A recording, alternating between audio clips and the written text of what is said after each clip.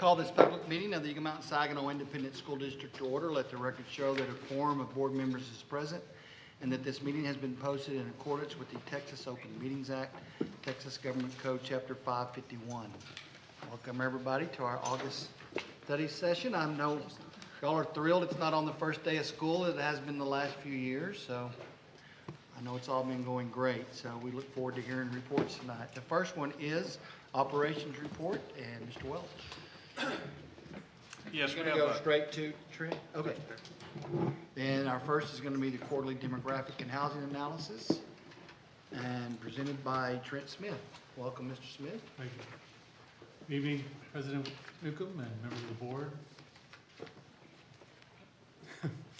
I'm glad to be here tonight in front of the board to be able to bring you the 2Q18 demographic report. Tonight we're going to, you guys have been through this many times, so I'm going to jump right in, and if there are questions at all, please feel free to stop me and ask questions, and then we'll also have a little bit of time at the end, hopefully. So I'm going to jump right in. So the economy of the DFW continues to roll. So you're at 3.1% job growth over the last year. That's a little over twice what the national average is at 1.5%. The unemployment rate continues to be low at 4.0% in Fort Worth. DFW area is at 3.8%. Anything below 5% is considered full employment. And so when you get down into the fours and threes, it actually starts getting a little bit tough to find your bus drivers and your custodial workers. Substitute teachers come hard to find. And so that kind of starts putting a little bit of wage pressure on some of your positions, but a little wage pressure wouldn't hurt us at this point in our economy. When we look at the housing market, we built about 35,000 homes over the last 12 months, ending in the second quarter, which is at the end of July. And so that's up over 4,000 homes over the previous year, 2017 at this time. Overall job growth conditions, you can see that DFW market is actually number 2 in the country, growing over 100,000 jobs in that last 12 months. We have actually in the state of Texas, we have 4 of our large cities that are in the top 25 as far as job growth goes across the country. You can see there DFW is number 2, Houston's actually number 4, and then I put Austin and San Antonio there at the end. They're actually number 12 and number 22. The state as a whole continues to do well as far as job growth goes. Here inside Eagle Mountain District, we've got about 3,700 homes that were sold over the last 12 months, and roughly about 21% of those are new homes, leaving about almost 75% are existing homes, and you have a few REOs and foreclosures, but those numbers are so small they really don't have much effect on the district. When you look at the average price, you can see that at the end of 2Q18, that a new home was going for about $278,000, and an existing home was about $244,000. How does that look in comparison to the last few years? So back in 2010, a new home was running about $161,000. So you've grown at about $117,000 in your new home value just in the last 8 years. When you look at the home prices for existing homes, back in 2010, you're at $151,000. Right now, you're at $244,000, so you've gone up almost $100,000 even in your existing home price. So you can see a nice upward trend on the values of the homes here in Eagle Mountain Saginaw. When you look at where we compare to in the DFW market, Eagle Mountain Saginaw is 7th in annual closings at 1172, and you've got an annual starts here at 1,438. And actually, I looked at last year at this same point, and you're actually number 11 on the list. So you're moving up. You're now at number 7 on the list as far as annual closings go. You do have almost 1,400 vacant developed lots, or VDL. And you've got over 20,000 futures. And I want you to notice that on this list, you're actually number 2 as far as number of futures left inside the district. So there's plenty of room to continue to grow as a district here at Eagle Mountain Saginaw. New home starts, this is kind of just a map, a heat map over the last 12 months. It shows annual home starts. So the dark red districts have built more than 1,500 homes, or started more than 1,500 homes in the last 12 months. That Darker orange, which is what Eagle Mountain Saginaw is anywhere from 1,000 to just under 1,500. And as I mentioned on the previous slide, you are just under 1,500. You're almost in the red there on this slide. And then the lighter orange there is 500 to 1,000, and then you get into the yellows that go all the way down to 0. But you can see that northwest corridor of the DFW market just continues to grow at a rapid pace across the metropolitan area. When you look specifically at Eagle Mountain Saginaw, you can see that you started over 800 homes in the first 6 months of the year, and you've closed more than 600 homes in that same amount of time. That's about 400 starts just in the second quarter, which is one of your largest starts that you've had in the last 10 years. It matches the high that you had last year in the third quarter, which both of those are actually the most starts you've had going back to at least 2008. When you look at the quarter closes, you've got over 300 in the second quarter, which is up about 50%. So you're at only 200 in the second quarter of last year at the same time. So both of those likely to continue to hit that over 1,000 coming up.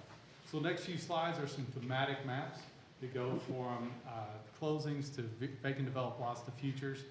It also shows your top 10 subdivisions within each one of those categories.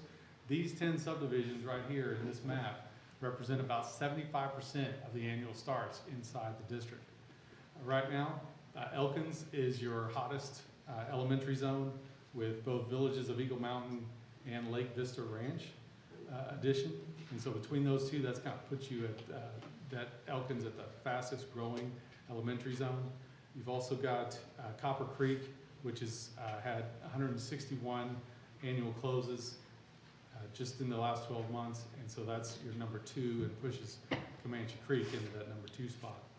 But you can see that they've both had over 125 home closes just in their elementary zone alone. When we move forward to the vacant developed lots, you can see where Elkins starts to fall off a little bit. Elkins is going to drop because they're getting closer and closer to build out. So you're going to see Comanche Springs take over as your number 1 over the next 2 to 3 years. It's going to become your number 1 location for closes. So right now you can see Brasswood Crossing is your number 1 with 154 vacant developed lots there. Ridgeview Farms, 138.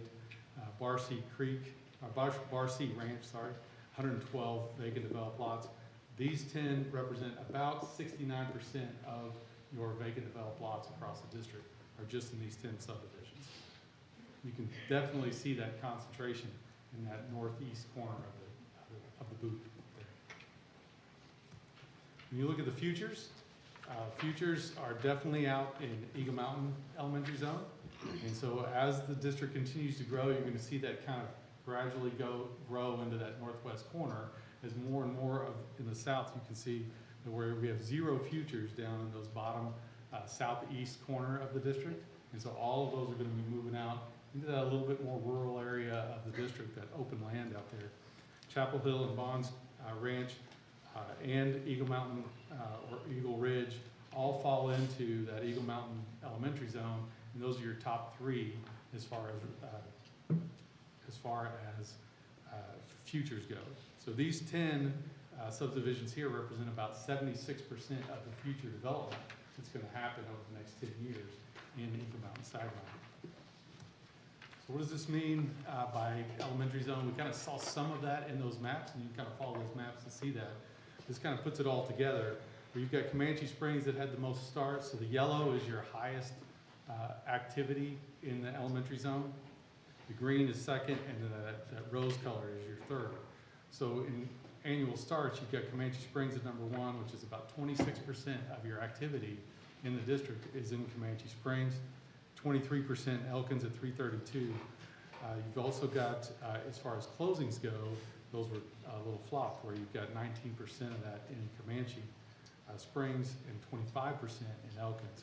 But when you take both of those out all the way to the futures, and you include that vacant developed lots there, you can see where Comanche Springs probably has about another 6 or 8 years of this kind of activity before it's done and built out. Whereas when you look at Elkins, Elkins only has about 3 years left of this kind of development. And then you can move on to Lake Point, which has about 10 years of development. And then also, of course, Eagle Mountain, which has 10,000 futures just in that one elementary zone. About half of your futures. So this is just an overview of where all the activity is. The green areas are your active subdivisions where you've got active building going on. The yellow are your future subdivisions where you don't have any activity as of yet, but there's definitely plans or plats in place for those particular subdivisions. Those are in the yellow. Now there's still definitely future lots inside many of those green subdivisions, but they've also got active home building going on within them. So you currently have about 1,400 lots available to build on.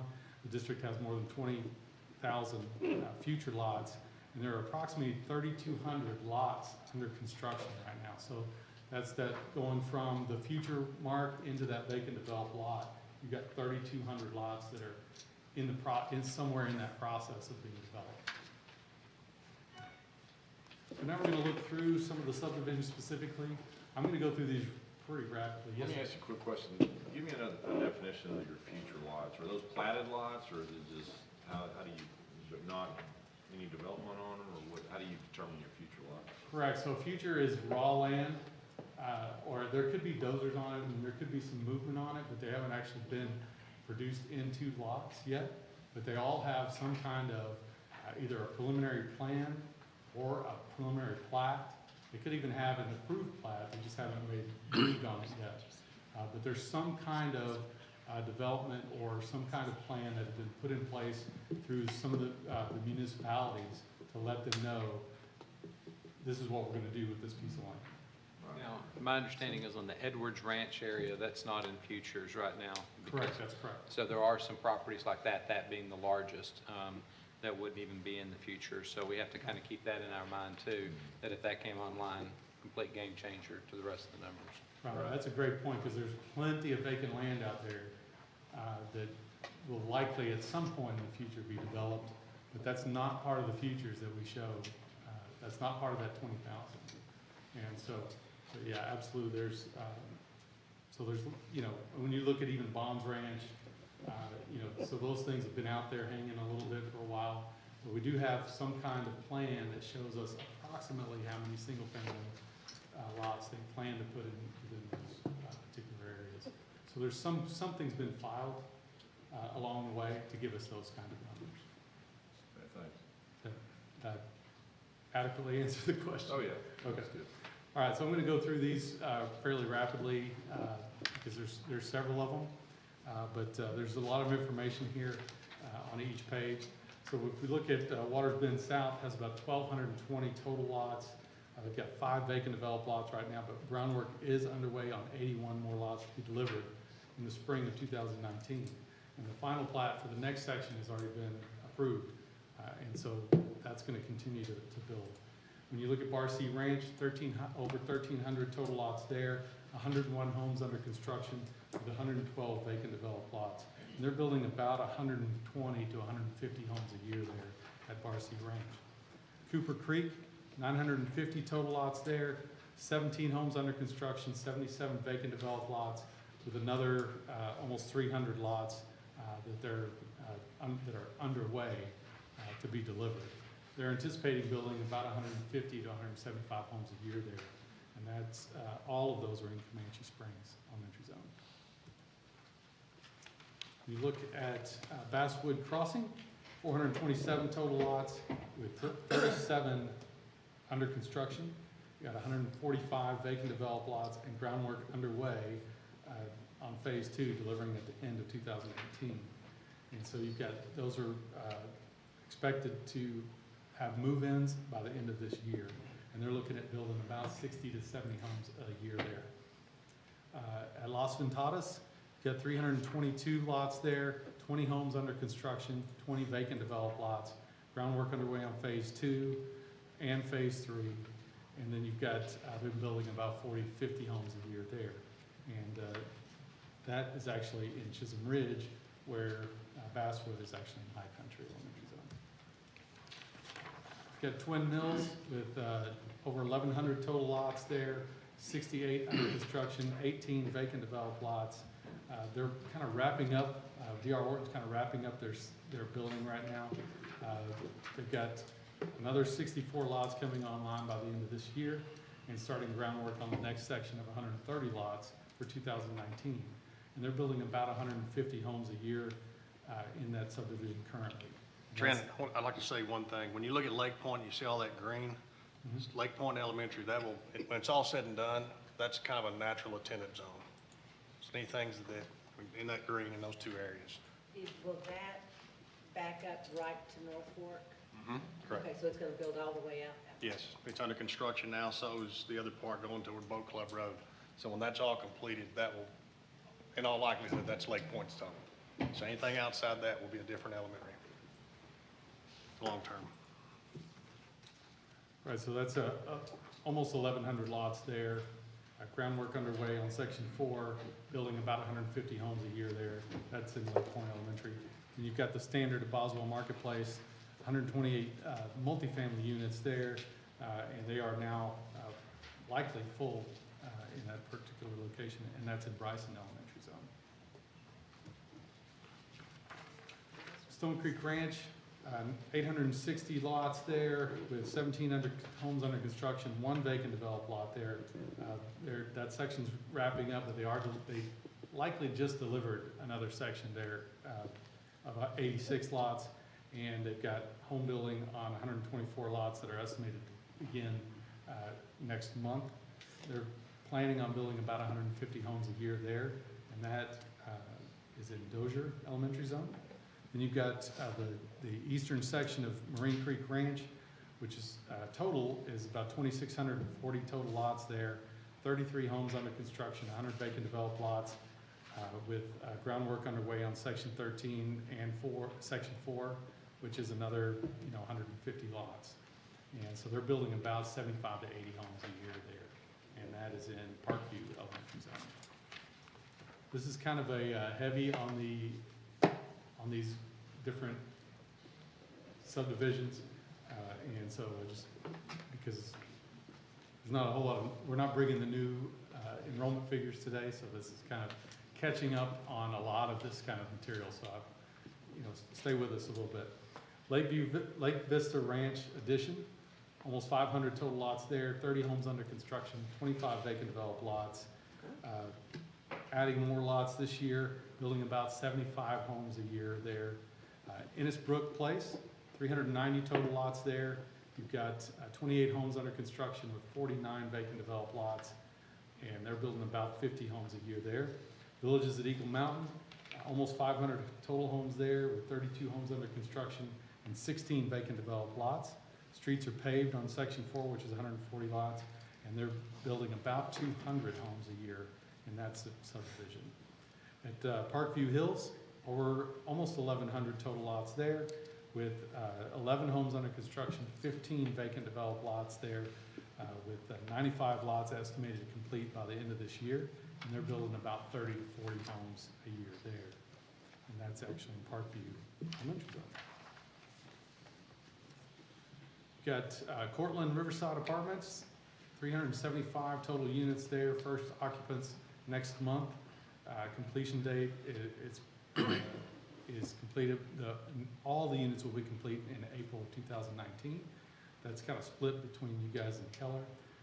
The Meadows of Fossil Creek, 320 total lots there, 1 home under construction, 52 vacant developed lots, and that's got both D.R. Horton and Pulte homes in it. And they are estimating to build about 60 homes a year there in that subdivision. We've also got I want to make a comment on this one, particularly that's north of 820. That particular area has the largest transfer out because you have Keller and Birdwell both have open enrollment.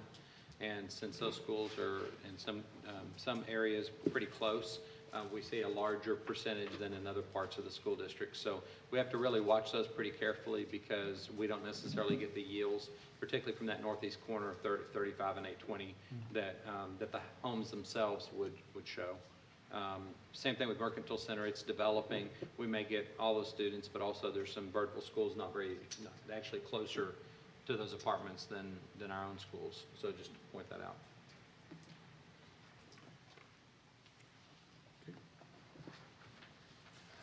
right now, here's the 10-year enrollment projections.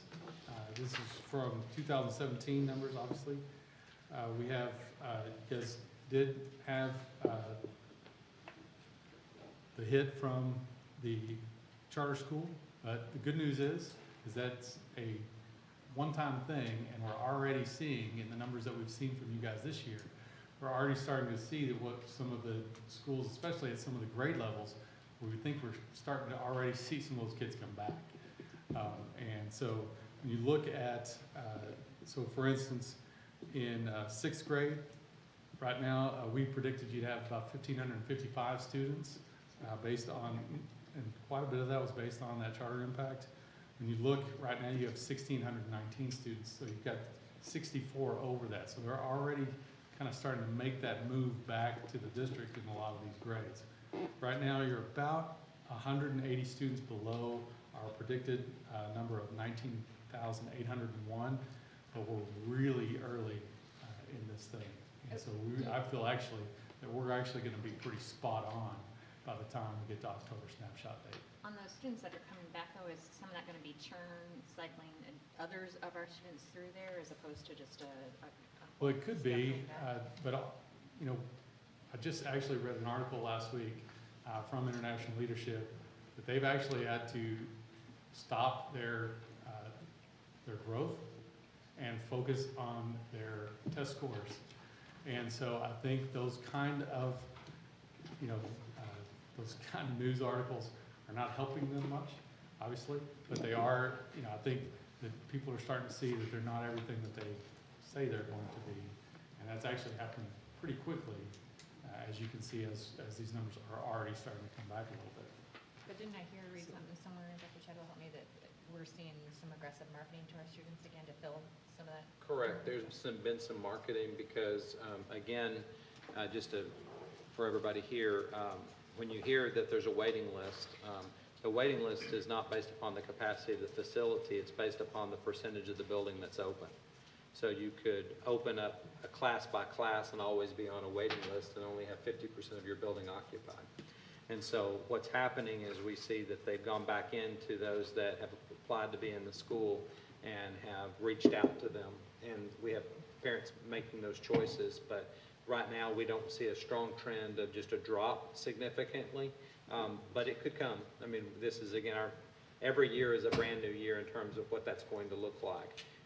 And so we could have a churn for the next 3 to 4 weeks as they do that. And then also they may determine if they open up another class or a section, we may have that. Also, ILT has increased their student-teacher ratios. They're significantly above ours, I believe, at every grade level.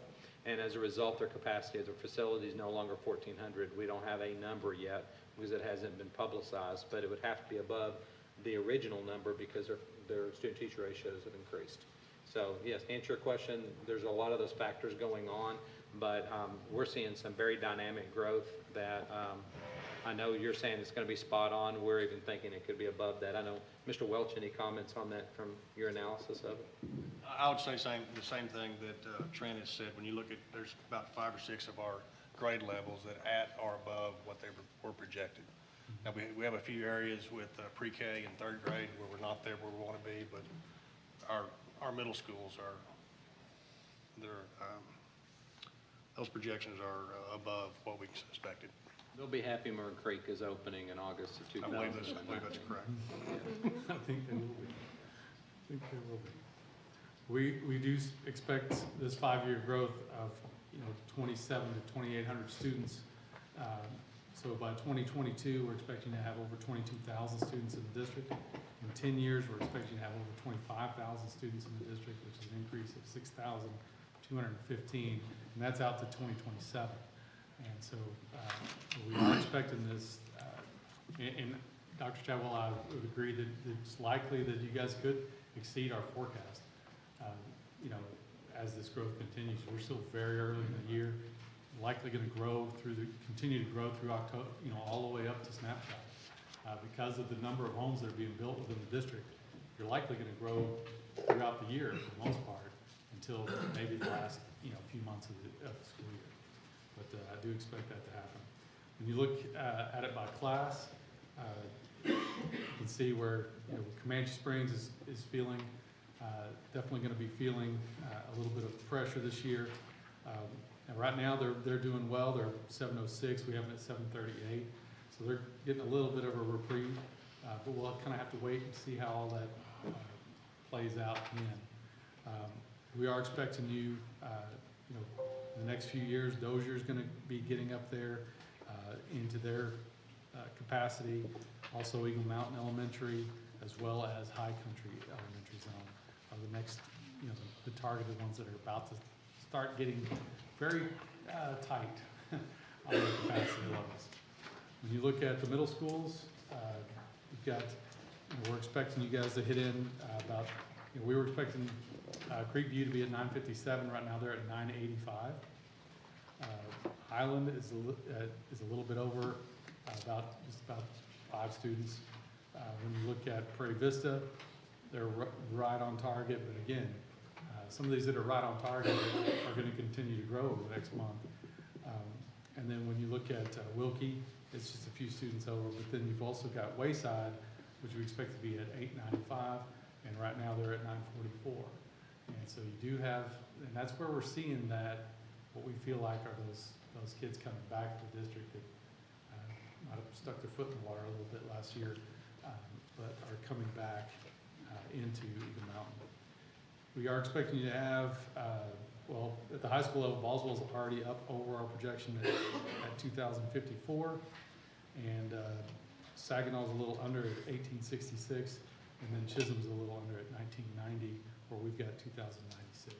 I do expect that to kind of level off a little bit too, as all those kids tend to, it takes a little bit for that high school to settle in, figure out who's in what grade sometimes with credits and things.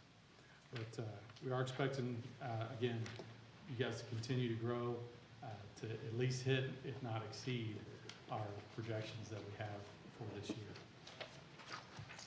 So overall, unemployment rate is still down there at a very low 4. It has dropped into the 3s a couple of times. You had more than 3,700 home sales through June of 2017 to May of 2018, and about 20%, 21% of those are new homes. So you're continuing to grow at a very substantial rate. It started more than 410 new homes in 2018 so far, a rise of nearly 11% over last year. New homes starts, driven by Elkins and Comanche Springs and Lake Point elementary zones. Those are your 3 hottest elementary zones right now for development. Fossil Creek is estimated to start home building in the fall of 2018, and that's adjacent to Cortland Riverside Apartments, which is opening in September 2018. We can expect an increase of about 2,700 students over the next 5 years, and be up to 25,500 in 2027. Are there any other questions? Thank you. Very welcome. We'll see you tomorrow. Yeah, see you tomorrow.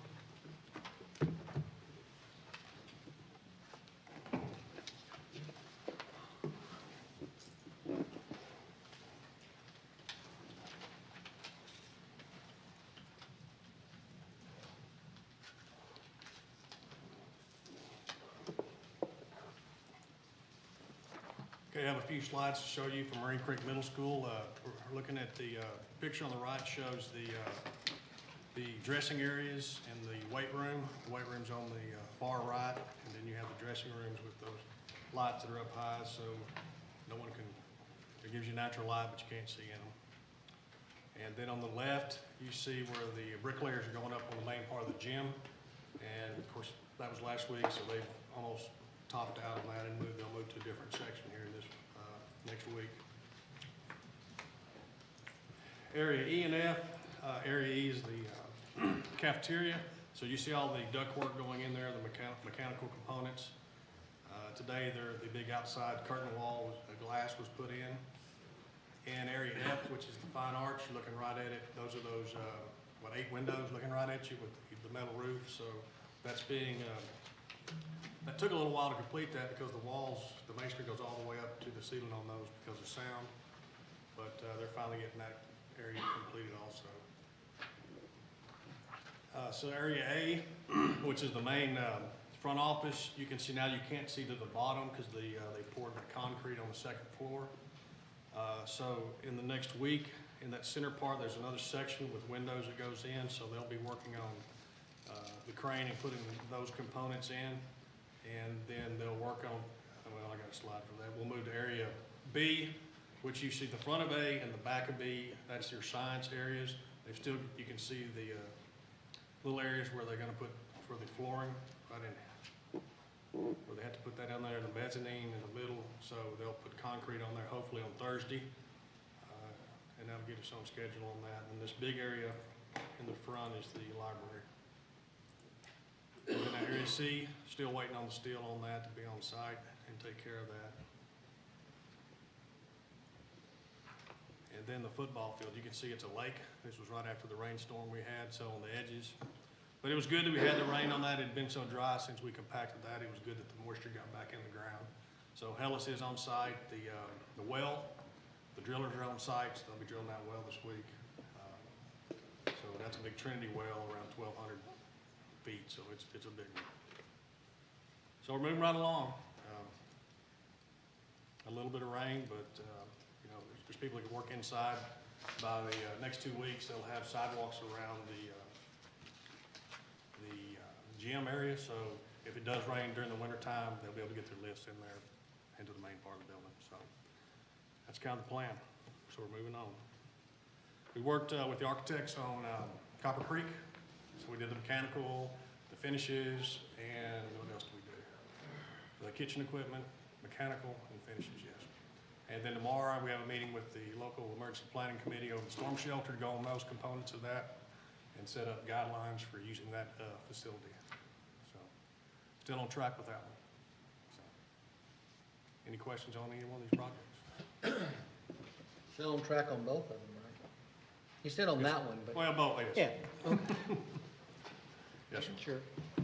Thank you. Got a few questions about Copper Creek, attendance zones, when's it gonna be ready, those type of things, so people are kind of asking about that one.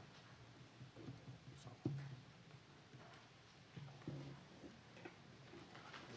When will it be ready? I'm sure.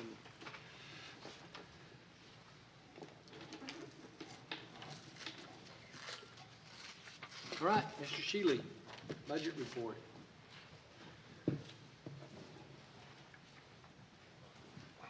How many budgets passed tonight?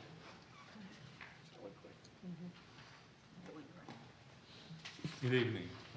I'm going to run through what we're looking at as far as adoption of the budget tonight.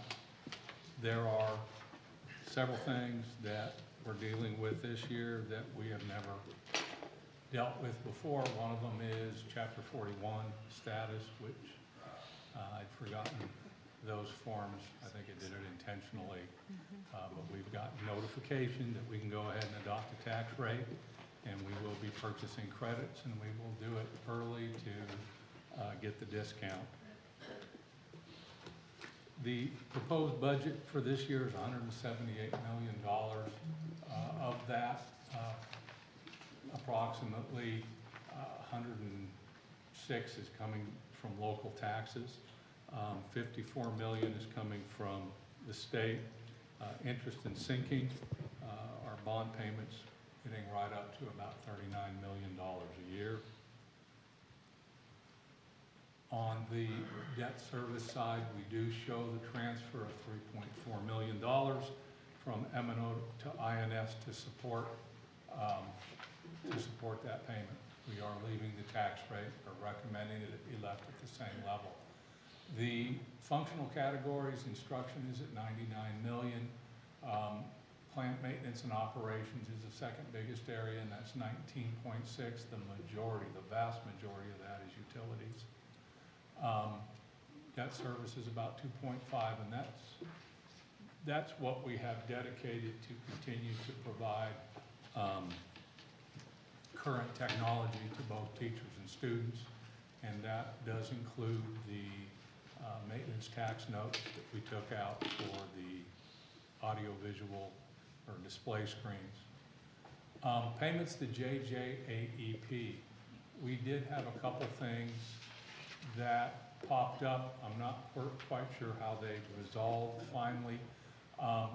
But it's almost any placement we have to JJAEP is gonna result in us paying.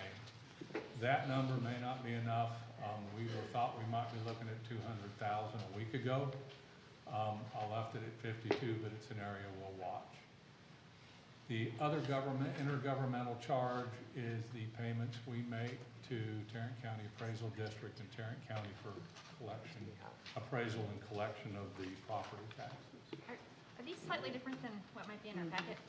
What's that? These look a little slightly different than what's in our packet. I have a Are they, 176,284 number. I, What we can- I'm, We're gonna see an update. Is there an updated one that's at our So spot it's that we updated, missed? but it's the budget amendment. Oh, is that, okay. no, the update, shouldn't have been an update. Jim, ours shows on total expenditures, 176,284,320. Huh. And a We're off by surplus about of, 400, and the other one was off. That's I will find out. INS is the same, right. child nutrition is the same. Well, there you go. There's your 178, 452, 760. Is that what you had, 178? No, we have 176, 176,284. 284. Oh, that's revenue. No, I've got the same numbers. I have no explanation. I'll pull it and double check. I'll look at what we've got adopted in the break. Couple things I wanted to So point what you're out. showing us now is what ties to what you're, What's that? not what's in the book, what you're showing us now is what ties to. Yours is the updated version. Yours is the updated version, for sure. Right. So it's just one quick, so we do have that as an action item, obviously coming up, and so we will have a revision that we'll work on. I have to look and see if there's a difference between this and that one. I'm not sure what's in on the action item. It may be correct. It's the same. 176. It's the same. Yeah. 176, 284, 320. So,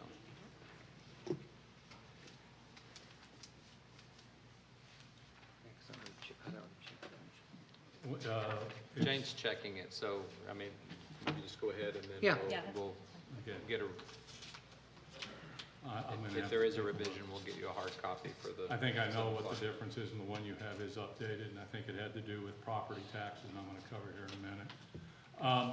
Current tax revenue, is up substantially, almost 14 million dollars.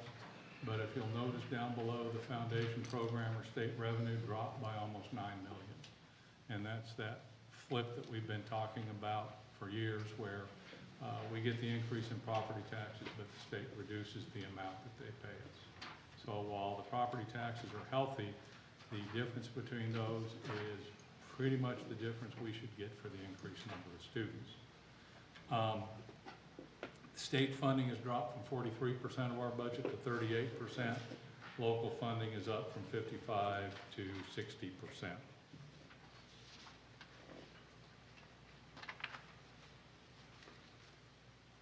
When I look at the percentages of the proposed budget, and look at the change from last year and also their percentages of total, instruction is still 50, almost 60% of the budget, which is, the target's 55 to 60%. If you go below 55%, there's a question. 60% is very difficult to attain, but we're at almost 57%. As you go down, everything else held fairly consistent. There weren't any changes that went up. General administration went up 3.8% of total. That's a slight increase, not significant. That is also well within the parameters that PRS has put forward. Teacher salaries are 89 million. Total salaries are 131. As a percentage of total salaries, teachers are 68%. And as a percent of the total M&O budget, they're 50% and they're 42% of all expenditures. We watch that closely to make sure we're consistent from year to year. There are a lot of line items which I put in that have the total for the, the total for example, function 11 is instructions, 99 million. Of that, 94 million is salaries and benefits. 2 million is training fees. 1.8 million is materials and supplies.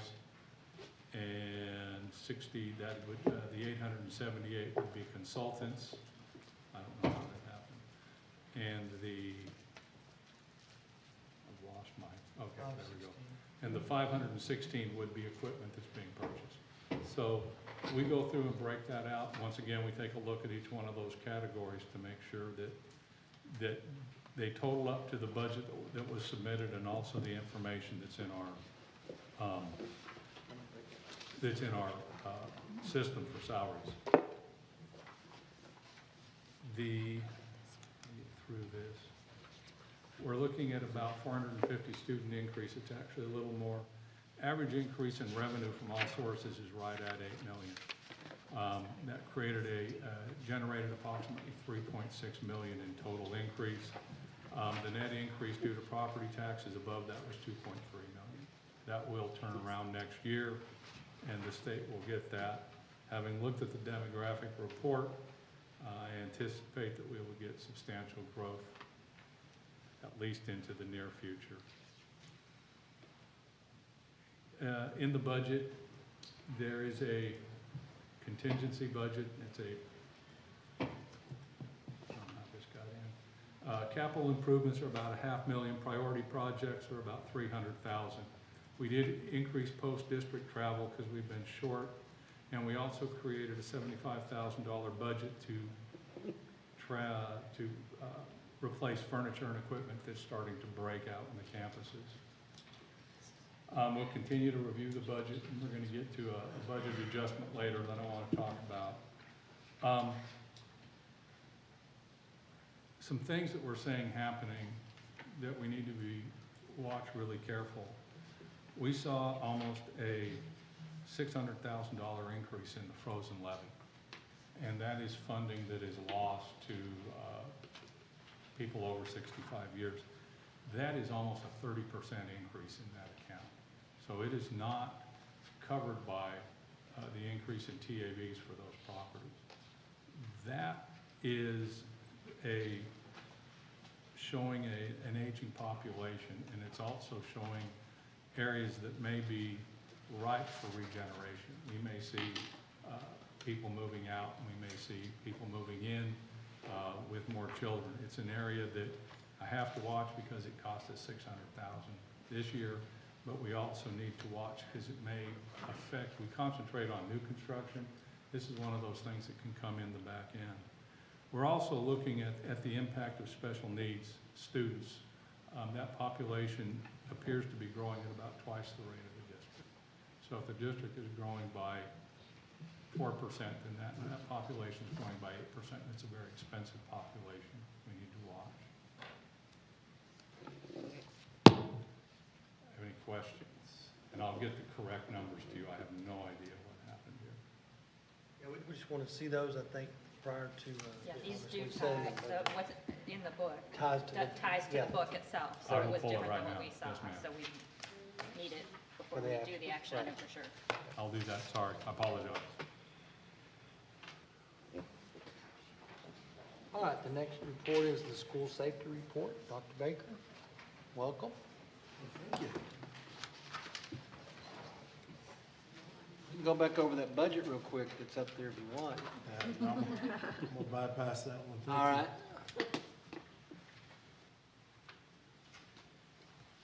Well, Board, Dr. Chadwell, I want to present to you let me back up a little bit to the first screen. This is a review of our safety and security measures that we took in 17-18. You can see here that it's tied into our Aspire 2022 strategy for action plans 1 and 2, where we want a safe and clean environment as well as a positive environment for academic, behavioral, and emotional supports. The way I'll do this, I'll break it down by semesters for you to examine. In fall 2017, what we started the year off last year with is reprogramming of our radios.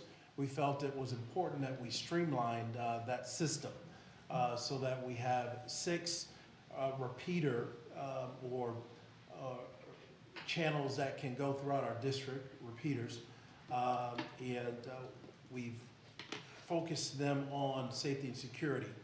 We've added 2 safety channels so that when there's issues out in the campuses, in the district, they can report in. And then we have some where from central admin we can report out to them. But again, it's streamlined and it's easier for them to know exactly where they need to be. We are doing radio checks throughout the year to make sure that everyone is well versed on how to do it. I'm calling out to the campuses, the base stations, and asking them to report out to their principals to have some action of some type for them to respond to. And then I'm also reaching out to the principals and APs on their individual radios. Also, last fall, we started the Safety Advisory Committee. This is a committee of APs, our SROs, as well as our safety specialists. By law, they needed to be placed. This year, I look to move forward and add some community members. If we can have some teaching staff, that'd be great. I'll talk a little bit more about their contribution over the year here in a moment. At Wayside, we added a Crisis Go app, a piece of technology to, again, help us with our communication. This is a communication alerting program that's on their smartphones. We've also added it to all of the monitors throughout the district, as well as it can be on their desktops or laptops. Again, this is a streamlined way for them to be able to communicate. If by chance we ever have a crisis and cell towers are out or radios are ill-advised to be used, the Crisis Go app can be utilized. And I'll talk a little bit more about that in terms of the rollout for this year. Of course, the community approved the bond, and so with that bond, we're going to be able to add some safety and security upgrades, cameras, fencing, a number of things along that line. In the spring of 2018, that advisory committee was divided into 2 subcommittees. Those subcommittees were threat assessment and then also a reunification or evacuation subcommittee. 2 very vital pieces, a number of things that we have chosen to do before the governor's report came out on safety and security. These are 2 of them. And so we are excited to have this, both of these pieces. And again, we did do some training on August 2nd with the district leadership team, including all the campus administration on both of these pieces. Also in the spring, we partnered with the I Love You Guys Foundation. This is a foundation out of Colorado. As you know, there's been several school shootings in the Colorado area in Jefferson County, starting back in '99.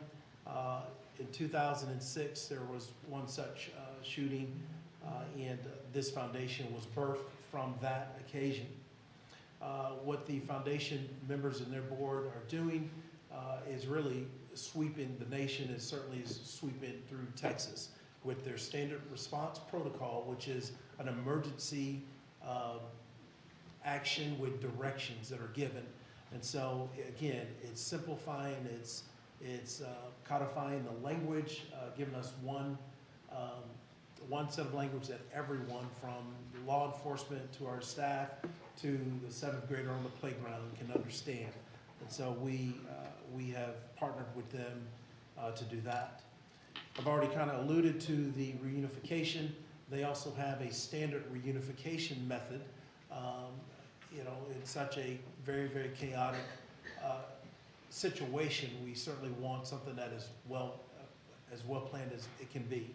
And the standard reunification method What is the is standard response that they would have? You said it would go from the 7th grader on the playground to the you know, to the principals, to the police. So you're talking about there would be something we're teaching our seventh graders, or just something they would understand It's intuitively? the language. It's the language that they can understand. For example, instead of saying a reverse evacuation, if the seventh grader or 7-year-old is on the playground playing and you say reverse evacuation, they're gonna keep playing. Right. They're just not gonna understand. But if you say, get inside and lock out, that's language that is easily understood. So for example, lockout versus lockdown, and what we found is that a lot of people would use same language but meant two different things.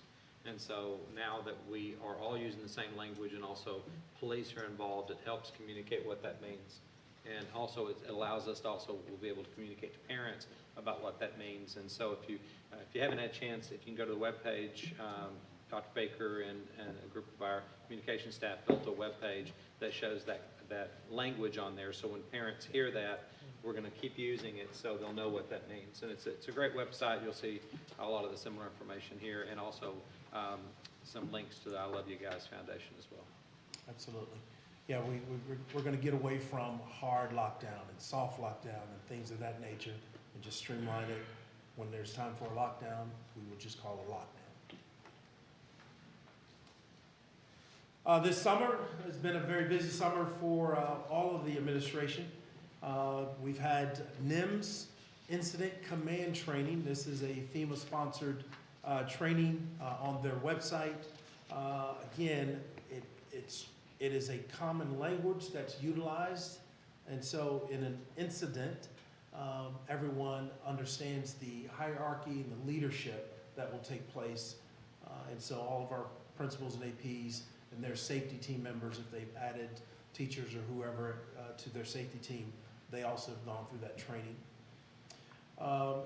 You approved a position for Director of Safety and Security in the summer, and it has been a very busy time of training. I've gone to the UT TASA Summer Conference down in Austin, alert training, which was sponsored by the federal government. You had federal law enforcement as well as state and local law enforcement at this training here in Dallas. And they took us through their actions in time of a active shooting. And so that was good for me to be able to be a part of that and understand from their perspective what will take place. As I've already alluded to, the I Love You Guys Foundation, their training, the national briefing took place in Denver, and then just this last week, was able to attend an active shooter tabletop exercise training. So I've spoken with some of our local law enforcement about the potential of us working in partnership to have a larger scale evacuation or training that would include them.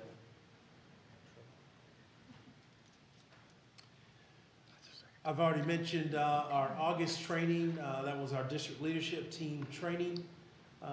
We had a number of things. It was exciting to have, again, local law enforcement, local fire that participated in this, as well as those outside of our community came to be a part of it. We wanted it to be very experiential. We wanted it not to be a sit and get PowerPoint presentation. They're not going to learn from that style typically. And especially in the cases of these things, it really need to be hands-on. And so a number of these things that we did, if not all of them, were very hands-on. We had a police-led evacuation to start off our morning. Lake Worth Police came and participated in that. It was, the realism was not quite there. However, it was very beneficial for our staff to see what it may feel like, and the authority being transferred over to the police during that time. We did do the training for the standard response protocol.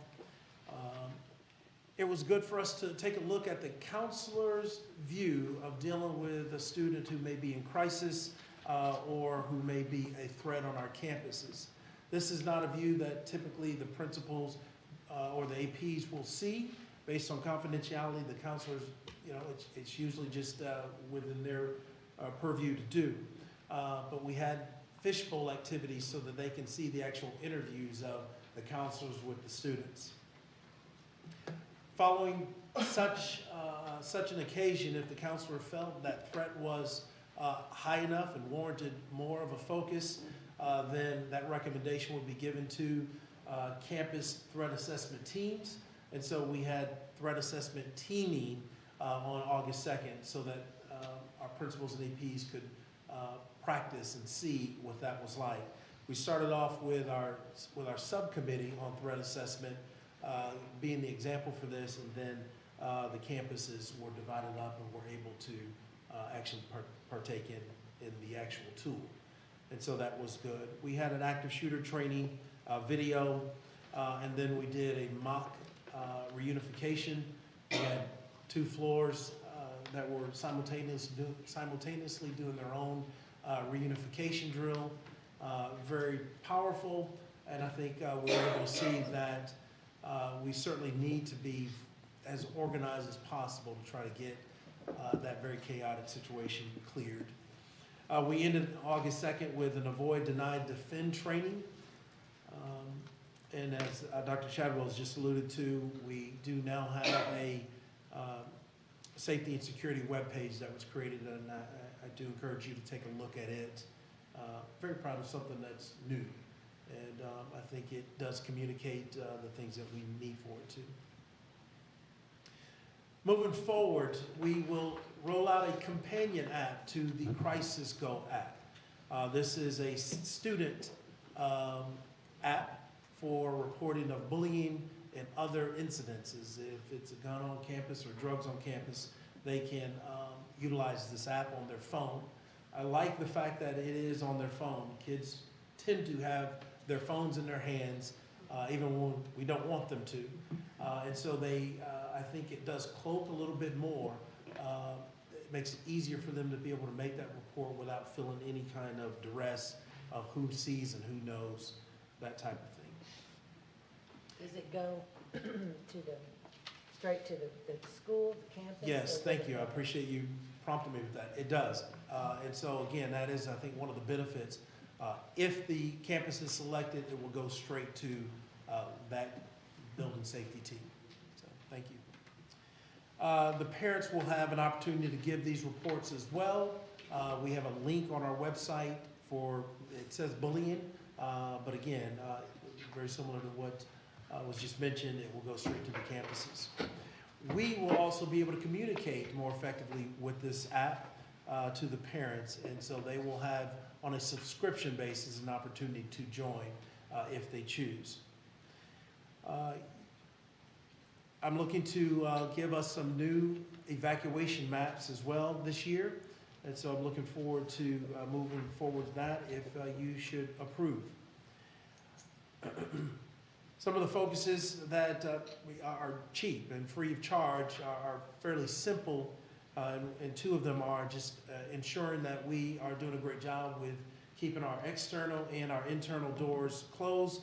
The Sandy Hook Commission report states that there has not been any incident of death behind a closed, locked door in a school, and so we want to encourage that as much as possible. We've also increased our safety and security specialists from 6 to 15 members. We're still looking to finish that out to get to 15, and so the campuses are doing the interviews and for that now. Those security specialists will help with emergency drills as well as other drills that we will do, incident command drills, radios, and evacuations. And I've already mentioned that we are going to implement the standard response protocol. Peace. It does not mean to be in a place where there is no noise, trouble, or hard work. It means to be in the midst of those things and still be calm in your heart. And so that is a quote that the I Love You Guys Foundation utilizes a lot. I thought it was very apropos for us as we move forward with our safety.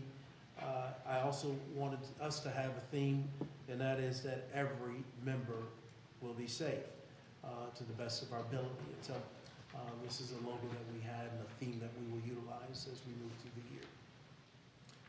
So with that, do you have any questions for me? No, thank you very much. Appreciate the report. We know how much safety's on everybody's mind, so we appreciate Dr. Beck you working on that. All right, Dr. Parker, Mr. Bell, So Dr. sad. Dawkins, sorry about that. Yes? I had one Please. thing before going to break, and this is really for those that may be watching online or those in the audience. We do have a standing item on our board agenda that we do, are able and do review security issues. And so many of those issues are in executive session because of the nature of them and the confidentiality of those security plans. And so I'm just making that statement that obviously there's things that we review in public, but there's also a lot of work that we do in a secured environment so that we can make sure we plan accordingly. So that's just for everyone to know. And Paige has pointed out before I take us to close that Dr. Dawkins, yours is in the action item also. So We'll be okay. we'll be okay? Yes, sir. Okay. All right.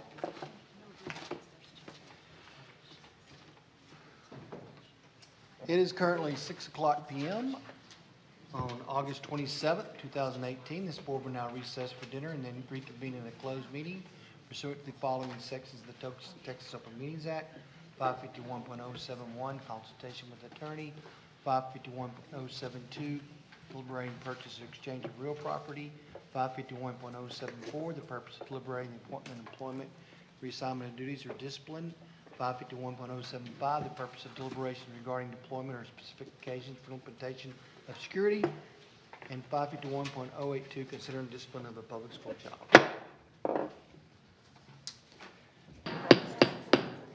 This is a public meeting of the Board of Education of the Eagle Mountain Saginaw Independent School District. The board is reconvening the public meeting on August 27, 2018 at 7:02 PM and will now consider the subject set forth in the posted agenda. Welcome everybody to our August board meeting. And to open our meeting, we have Remington Point Elementary School and Principal Dr. Cheney Curran. Oh, okay.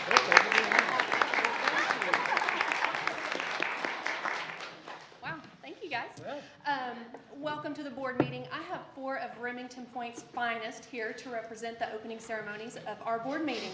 I'd like to introduce to you 3rd grader Olivia Wagner, 4th grader Madison Whitehead, 4th grader Tony Ramos, and 5th grader Alana Ramos. So at this time, I'd like to invite the students to begin.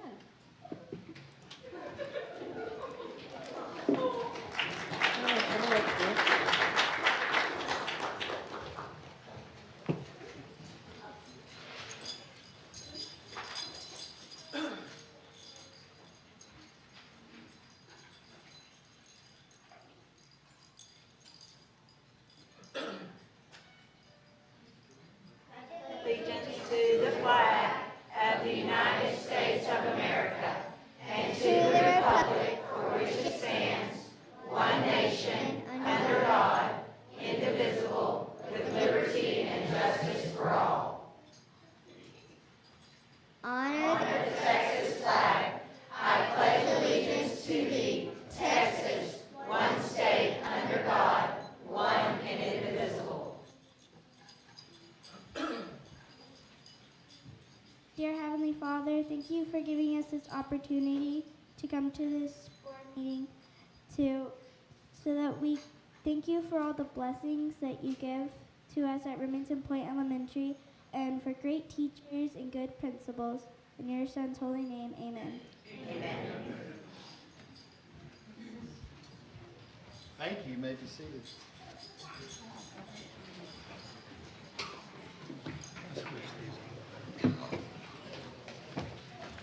Thank you, Remington Point.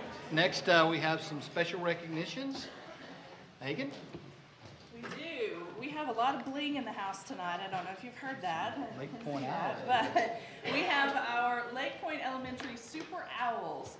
They competed at the Destination Imagination Global Finals Tournament in May in Knoxville, Tennessee, and they placed 11th out of 52 teams from around the world. That's pretty good, honestly. Most of you are probably familiar with DI. It's a hands-on system of learning that fosters creativity, courage, curiosity, problem solving, those types of things. These kids work great. After school, they work really, really hard.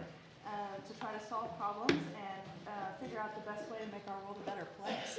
So they have actually prepared some information to share with you tonight. So I'm going to stop talking and I'm going to introduce their principal, Dr. Audrey Arnold.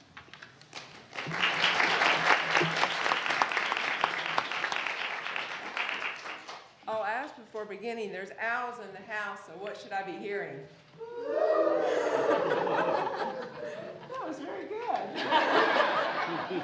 We do a lot of that at Lake Point, and it's my joy to introduce these students to you. I'm going to ask them to come stand up here, and you'll hear a little rattle when they walk.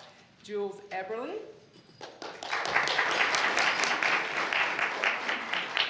Sydney Keibel.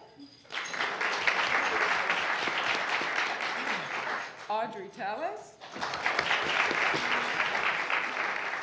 John Michael Mercado. Skylar Gurley. Landon Miller. Michael Sartori. If I could ask their parents to also stand.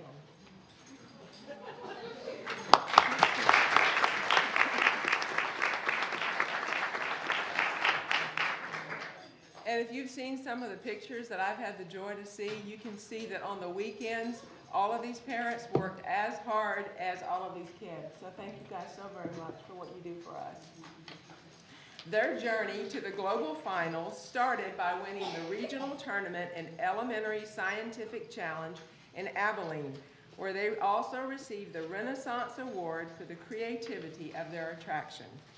This accomplishment advanced the team to the Texas Affiliate Tournament, where the team competed and not only won an award for the highest instant challenge component, but they also placed third in their category.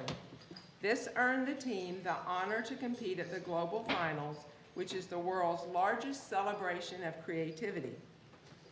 Just so you'll know what a big deal this is, there were 400 student teams there from 38 states, 6 Canadian provinces, and 19 countries. And these amazing Super Owls, as you heard before, placed 11th in the world, which is an outstanding accomplishment.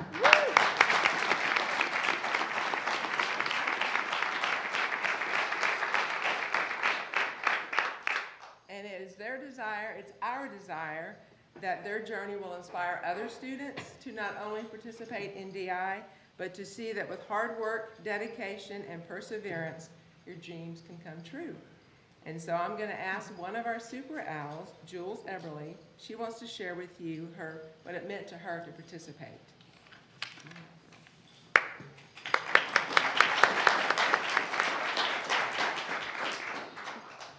The fact that we made it all the way to Globals is amazing.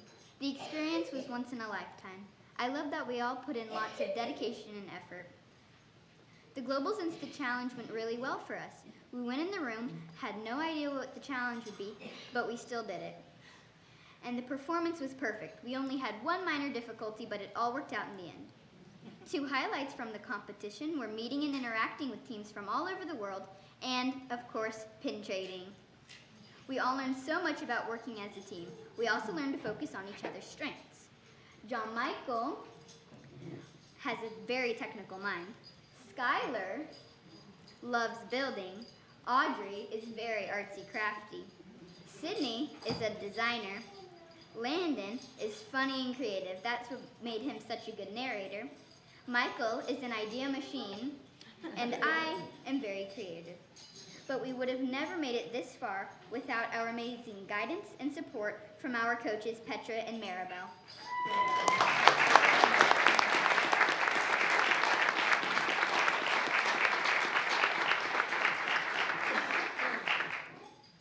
And the Super Owls have just a little gift that they would like to share with the board members, just so every time you look at your wrist, you will think about the owls. And if you practice every day, you will be as good at woo-woo as we are. Thank you very much.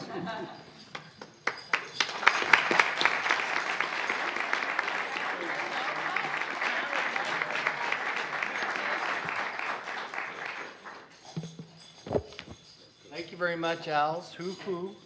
I'm working on it. I'm working on it. It's always great to hear about the success of our kids, so thank you for sharing that with us, and we're very proud of you. I just feel like Dr. I Park? need to hoot. We give Yeah. a hoot, right? That's awesome. It is my privilege to do some introductions tonight. We have quite a few, so I'll be asking Dr. Heather Hughes to join me in a moment. But before she comes up to introduce her team, I'd like for Lori Mabry to come forward.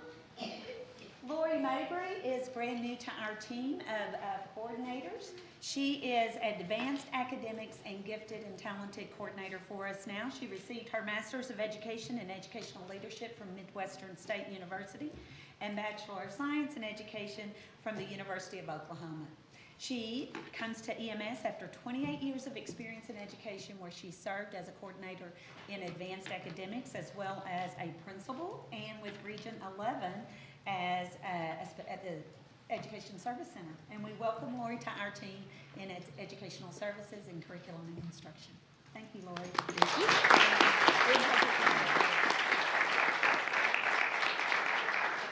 Here she is. Ms. Stark, will you come up? We have a brand new assistant, two actually new assistant principals. The first one we're going to introduce is Jennifer Stark. Happy to have her join our team. She's been at Creekview for 2 years as a math teacher. She has received her Master's of Curriculum and Instruction and a degree in Educational Leadership from Lamar University.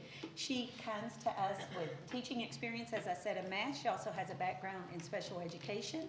And I was most impressed with Jennifer because when we asked her, she got her start in education. She said she started in the self-contained classroom, correct? Behavior unit. Inclusion in as well, and then worked forward getting her degree, and now joins us as an assistant principal at Creekview Middle School. Thank you, Jennifer. And I think she has 2 beautiful boys in her. Thank you, Mr. Stark. Yes. Lori, I might have missed your family. Are they here? Not tonight. Okay. Jennifer Wilby. Come on down. She's a new assistant principal at Elkins Elementary. Thank you. Jennifer received a Master of Education from Lamar University and a Bachelor of Science from the University of North Texas. She previously worked as an assistant principal out west in Odessa and Ector County ISD. She also worked previous to that in Northwest ISD, and we're happy for her to join our team at Elkins Elementary. I think it's been eventful already with lots of fun on that first week of school.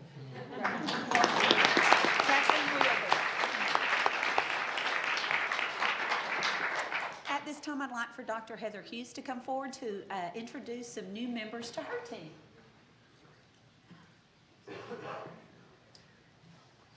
President Newcomb and board members and Dr. Chadwell, it is my pleasure to be able to introduce some of my new team members for this school year. So first, I'd like to start with Ms. Laura Cantu.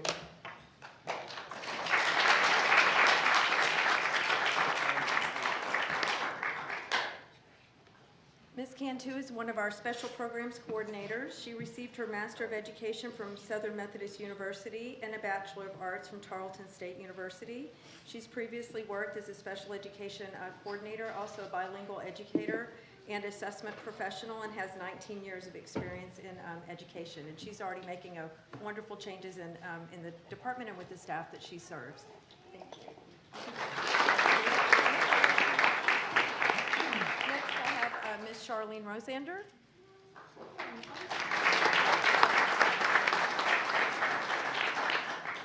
Charlene has previously been in our department as an instructional specialist, and she's serving in a dual role as an instructional specialist and as one of our intervention coordinators.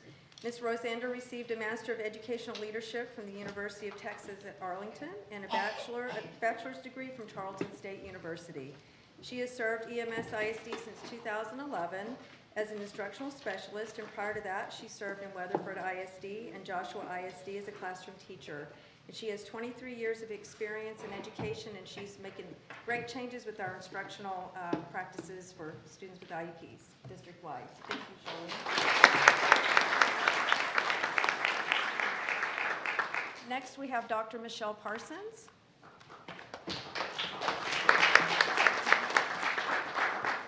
Dr. Parsons is currently, she's our Special Programs Behavior Intervention Coordinator, and she's been very busy this week.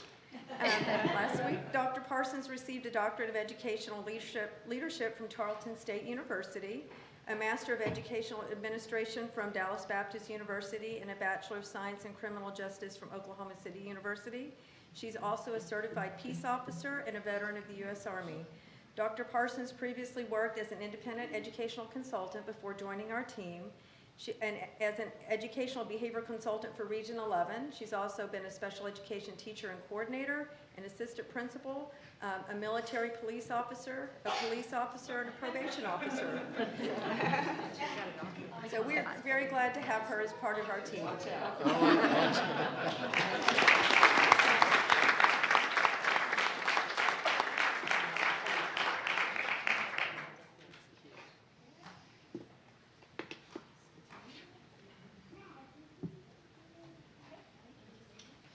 Congratulations to all those people. Welcome to the district. Families, welcome. You're welcome here. Y'all are welcome to leave. You can sure stay for our meeting, but we are going to take a little time if anybody wants to go before we have our speakers. You can.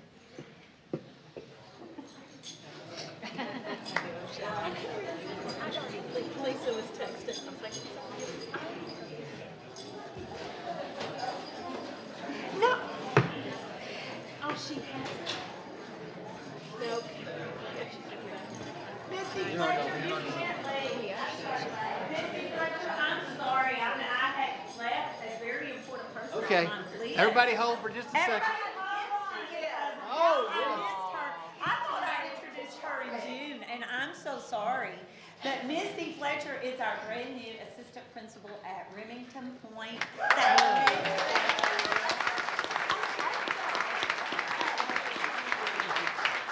She has been a title coach Standing and ovation teacher. for you. I still thought, yeah, I thought.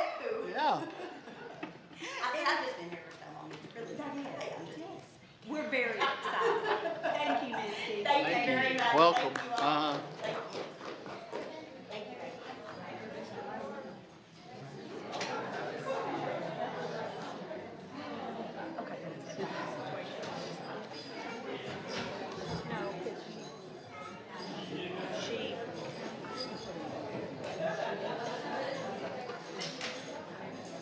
That's what she said she didn't do. I thought I introduced Fletcher and you.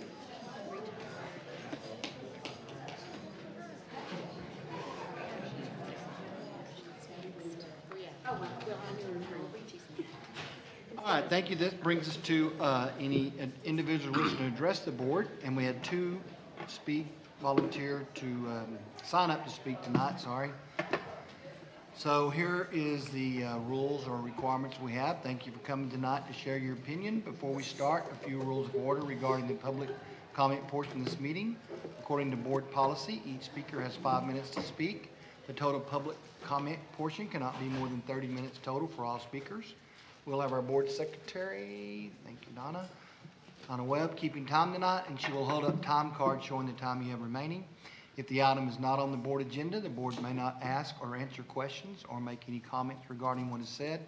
Also, please note that to comply with FERPA laws on student privacy, you may not mention a student by name.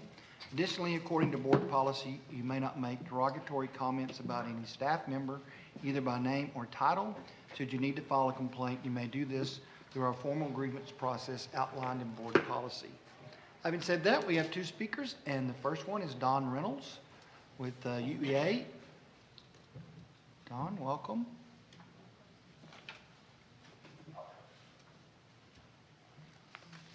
Good evening, Dr. Chadwell, President Newcomb and Board of Trustees.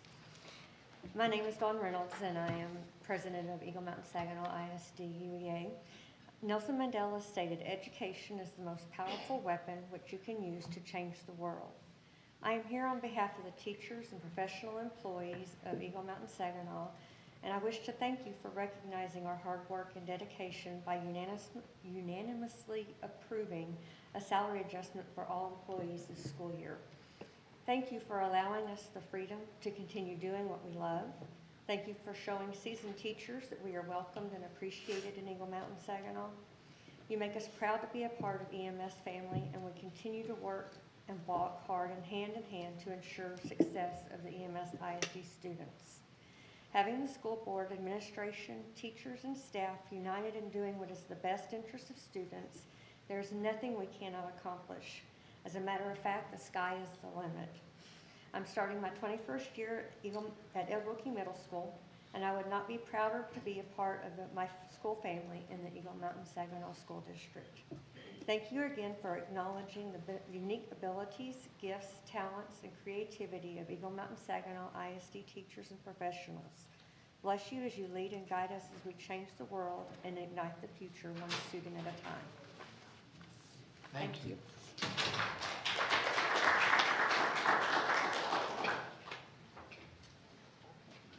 Our second speaker is Michael Moats. Is that right? Michael, right? Okay. Yes, sir. Michael, you're here to speak about standardized testing. I am. Welcome. How are you all tonight? I wanted to come up here and speak tonight because I grew up in Eagle Mountain, Saginaw. I started out at Prairie Vista Middle School, went to both Saginaw and Boswell High Schools. Watched a lot of my friends go to Chisholm Trail. I also went to Hollenstein Career and Technology Center. I was very fortunate to be able to travel all around. Part of that was with the junior ROTC program, which allowed me to go to the different schools and get some experience that I got. So one thing I want to first note is, and I know Dr. Barnes is in here, I actually wanted to say this about her, but she is absolutely fabulous. You guys see us grow up. We see the staff members grow up. Dr. Barnes was the testing coordinator over at Boswell when I was there. And she is now at district. Mr. Griffin, who is now at the athletic department, was my principal when I was at Boswell. Boswell has transitioned from a school that was a bunch of buildings to now one centralized location. So there's been a lot of growing up there. But one thing I wanted to talk tonight about was standardized testing. And there was a board vote to, not this last meeting, but the meeting before last, that allowed me to graduate high school. I was supposed to graduate in 2014 and did not graduate until 2018 due to standardized testing. I left high school in April of 2014 and went on to go ahead and get my associate's degree at Lone Star College and get my bachelor's degree at Tarleton State. I also started law school this fall and was not able to get my high school diploma until July of this year. And I think it's a weird world that we live in where you can get your bachelor's degree and your associate's degree before you can get your high school diploma. I see that as a problem, and something I wanted to address. And I know that y'all don't have a lot of control over that, but what I do know that y'all do have some control over is the votes on which those policies are then, when they do come down to the district level like they did this last time, you guys were able to enact that policy that allowed me to graduate, and I'm forever grateful for that. And I know that there are many students that are. With that being said, I work in journalism. Before that, was a behavior therapist, and I worked with kids who had autism. And I learned a lot. One thing I learned is that those kids understand more than we will ever understand. This July of this year, a student who has been diagnosed with autism got a perfect score on the math portion of the STAR standardized testing. There are students who have different things. There are people who take those emotions into those standardized testings and they have anxiety. I was one of those students. Dr. Barnes got to see me getting sick every time I would go into one of those standardized testing because I was concerned whether or not that entire test was going to affect the rest of my life. And there are students who feel that way.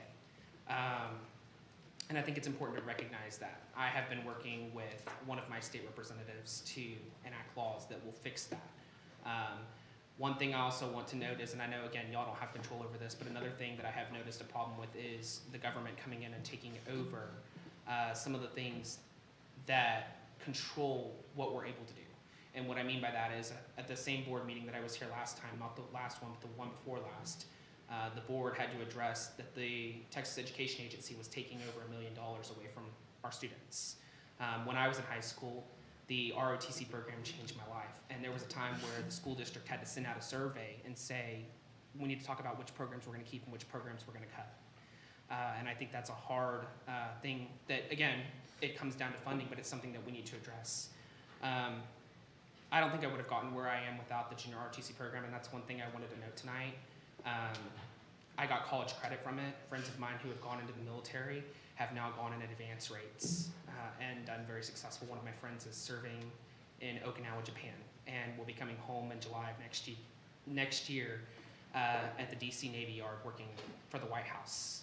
I also have had the opportunity as a journalist to be able to cover the White House and Congress. And so I wanted to come here today and I wanted to talk about and let you guys know that I think that when you are given the opportunity to take something like standardized testing and allow students to graduate who may not have graduated on the same context of everyone else, just remember that everyone learns differently and not everyone is the same. And I believe that our successes individually are what make us successful.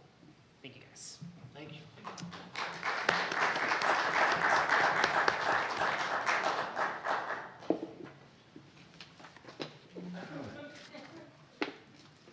To our speakers. Dr. Barnes, you missed some very nice things being said about you. Just tell them. Oh, yeah. I know. Just your luck. One time I said One out. time you get out, you go out. You totally missed it. Yeah. Well, it's recorded now, so I'm gonna take it back. All right. That concludes our communications section, and we move now on to the action items of our agenda. The first one is to act on a recommendation of the 17-18 Board Nominating Committee. So the Board Nominating Committee's met. You've heard a report out. The Board Naming Committee for last year was Steve Newcomb, Tim Daughtry, and Kristen Courtney. How soon we forget? No, I'm just kidding. Kristen Courtney. So we will be reappointing that committee here in the near future. But the committee did have a recommendation, and it has to do with Tim and Vicki Dennis. So Tim and Vicki Dennis dedicated a combined 42 years of service to the students, families, and community of Eagle Mountain Saginaw ISD. Mr. Dennis served on the Board of Education for a total of 11 years, first from 2002 to 2012, and then again when he was asked to fill a vacated seat from 16 to 17. He served during a time of significant growth in the district and saw the opening of 15 new schools and facilities, including the district's second and third high schools, the Hafley Development Center for preschool-age children, and the Hollenstein Career and Technology Center, serving career interests of the district's high school students. Mrs. Dennis taught in Eagle Mountain ISD from 1984 until her retirement in 2014. All 30 of her years in education were spent in EMS ISD, teaching kindergarten at L.A. Gillen and first grade at Eagle Mountain Elementary. Mrs. Dennis is remembered for her genuine love and care for young children and their families. She had a special way of making the youngest learners feel welcome in their new school and creating a nurturing environment that helped establish strong foundations for future success throughout their educational journeys. In addition to their district service, the Dennises were also active volunteers in the Boswell Dance Program. Both of their daughters were members of the Pure Gold Dance Team, and their parents served as chaperones, worked countless events, were active with the Booster Club, and provided wholehearted support to the dance program. After their graduations from Boswell High School, both daughters followed in their mother's footsteps and became teachers in their area. Their youngest, Spencer Dennis, joined EMS ISD in 2014 to teach family and consumer science in the district's career and technical education program. The Dennis families had a long history of service and support of EMS ISD schools and community. Their involvement with the district has left a lasting legacy on generations of Eagle Mountain Saginaw ISD students. Therefore, from the committee for their unwavering service and support to Boswell High School and to the district is a recommendation of the Board Naming Committee to name the Dance and Cheer building at Boswell High School as the Tim and Vicki Dennis Dance and Cheer Facility. Second by Mr. Elkins. I could speak about Tim, and I know Tim Daughtry could too, but he's been a long-time supporter of the district, and we feel it's a very deserving honor. So if there's anybody else that would like to say anything or has a question, feel free to chime in. No, absolutely. I would just, concur with what you just said. They've been pillars of the community for a long time. He has business here and supported the community in several ways. And then, of course, his parents were both work for the district, so it's a long lineage of a lot of good work and a lot of time for the kids. And so, yeah, I think that's very, very deserving. Thank you. Any other They were full force in supporting, you know, the dance team and all the Correct, yeah. competitions and creating sets and being, you know, there all the time and very hands-on. And I think that's, you know, that's difficult for parents, and yet they were there all the time. So I highly, you know, endorse this. All right. We have a motion from the naming committee, myself and Tim Daughtry, and a second by Mr. Elkins. Any other questions? Seeing none, all those in favor, please raise your hand. Motion carries 7-0. He does not know about this, so we're going to try to contact him to tell him about it. So I don't know, it may already be tweeted out by now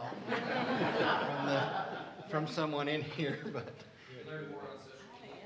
So, yeah. So, Tweet it. no, we'll But I call him. will. We're gonna try to call him first and let him know from the Better board. get up in a hurry then. I know. Maybe we'll- Well, then we better get through the rest of this, hadn't we? All right, next is to conduct a public hearing for the 18-19 budget.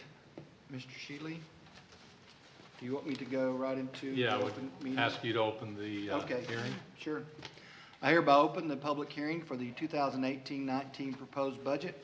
Any member of the community that wishes to address the board on the 2018-19 budget may do so at this time. If there's anyone wishing to speak, please come to the podium.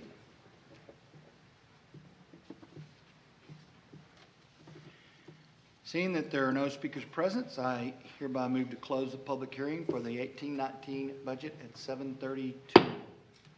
That, you get, 7:32? All right. Mr. Shealy, we have a notice already posted. Anything else that you want us to cover? No, sir. Okay, then we'll go to the next action item, which is, now that we have that hearing, to consider the adoption of the 18-19 accelerated instruction budget. Yes, state law requires that before the adoption of the regular budget, that the board must adopt the accelerated budget for the same year. That is presented to you on page 105 of your packet, and it includes the purchase of OdysseyWare software at Boswell, Saginaw, and Chisholm Trail High School, a total budget of $66,000. I move we adopt the 2018-19 accelerated instruction budget as presented. Second. Motion by Page and second by Marilyn. Any questions? Seeing none, all those in favor, please raise your hand. Any opposed? And there are none. Motion carries 7-0. Next action item is to consider the adoption of the 18-19 budget. Included in your packet on page 107 is the proposed budget for the 2018-2019 fiscal year. The information that was provided to you in your packet is correct. The information I had at the podium was not. I apologize for that. The budget, as presented, does provide a surplus of $1,618,440. We adopt the 2018-19 budget as presented. Second. Motion by Page, second by Tim, to adopt the budget as presented. Any questions? Seeing none, all those in favor, please raise your hand. Any opposed? And there are none. Motion carries 7-0. Now that we have a budget, we have to set a tax rate. Yes, sir. Included on page 108 of your packet is the action item to adopt the tax rate. We're keeping the tax rate at the same level as in prior year, which is $1.17 per hundred on the maintenance and operations and 37 cents per hundred for debt service, a total tax rate of $1.54 per hundred dollars in valuation. We would ask that the board approve the tax rate with the following motion: that the property rate for the property tax rate for the 2018-19 fiscal year be established by the adoption of a tax rate of $1.17 per $100 valuation for maintenance and operations, and a tax rate of 37 cents per $100 evaluation for interest and sinking, in order to ensure that the district raise enough revenue to pay outstanding obligations for a total rate of $1.54 per $100 valuation, which does represent an effective tax rate increase. by Liz, second by Paige to adopt the motion as read. Any questions on the tax rate? Seeing none, all those in favor, please raise your hand. Any opposed? And there are none. Motion carries 7-0. Well, we have a budget and a tax rate. Now we're going to move to act on a 17-18 budget amendment. Mr. Sheehy. Included in your packet, starting on page 111, and also there was an amendment at your place. It was the inclusion of the last page of the budget, is the final amendment for the 2018 or 2017-2018 budget. And I want to go over a few things, I guess, starting at the end and working back to the beginning. The original budget as adopted had approximately a $2 million surplus. We experienced a shortfall in our student enrollment, primarily due to the loss of students to charter schools. That loss of about 450 students resulted in a loss of almost $3.5 million to the budget. There was a period of time when we were waiting to see if that number was going to stabilize, possibly return and come back. As it turned out, it didn't, and we did experience that loss. We've also, in looking at TEA's information, there is a question as to whether they got their numbers for special education. I've been working very closely with Heather Hughes to go over special ed revenue, populations, and needs, because, as I said earlier, it is growing at approximately twice the rate of the school district. Those numbers are not reflected in TEA's final numbers. We're working at that. We've been in touch with some groups down in Austin to help us work through this and find out what the difference is. That is about a $1.3 million hit. It is fairly significant. We need to find out exactly what's going on. The third item in state aid is about a 0.2% overall decrease in attendance, which has an impact of right at $400,000. Those are the three elements that we've been watching or that have made a big difference. As we go through the year, numbers move, and it's a matter of how soon do we bring them in and with what level of comfort that we have when we make that adjustment. At this point in time, we knew there was going to be about a break even. At least that's what I anticipated. The adjustment as presented here actually has a loss of approximately $2 million. If I can find it here. Yeah, $2,181,000. It's on page 117 of your packet. It would have been actually break even or with a little profit if it hadn't been for the start of school, which we started a week earlier. And because of the accrual requirements, the actual accrual impact was $2.3 million. So at this point in time, a lot of this, the $2 million loss that's here is almost due exclusively to the accrual. In looking at the numbers, the goal of the amendment is to make sure that we are covered. We are not allowed to spend money in excess of the adopted budget or amendments thereto.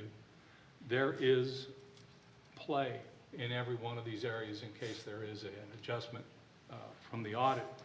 I anticipate that when all is said and done, that number will be, in terms of the net result, substantially closer to break even. We could not make up enough to overcome the loss of the students. And a lot of numbers moved more than what I was comfortable with, and we have looked at those movements going into the upcoming budget. But when everything comes out, I think we're going to be very close to break even with the additional loss of students. And I do believe that the numbers would have been I would not believe, there would have been a surplus had we experienced the accrual at the end of the year. The accrual is a one-time accrual, but it continues on, so there isn't, like we're gonna get any relief on the other side, but it was approximately a $2 million hit that I didn't see coming. So was the amendment, you gave us an additional sheet at our, this blue copy you gave us? Is this the amendment that you're asking for, or is it Yes, sir. page? Okay, so, and that is incorporated into page 117 already? Yes. Okay. So the budget amendment that has occurred during the school year 17-18 are all summarized on 116 and 117. Yes, sir. And with the approval of this amended tonight, we'll end up with the final proposed amended budget on the far right-hand column? Yes, sir. Okay. I want to make sure I understood.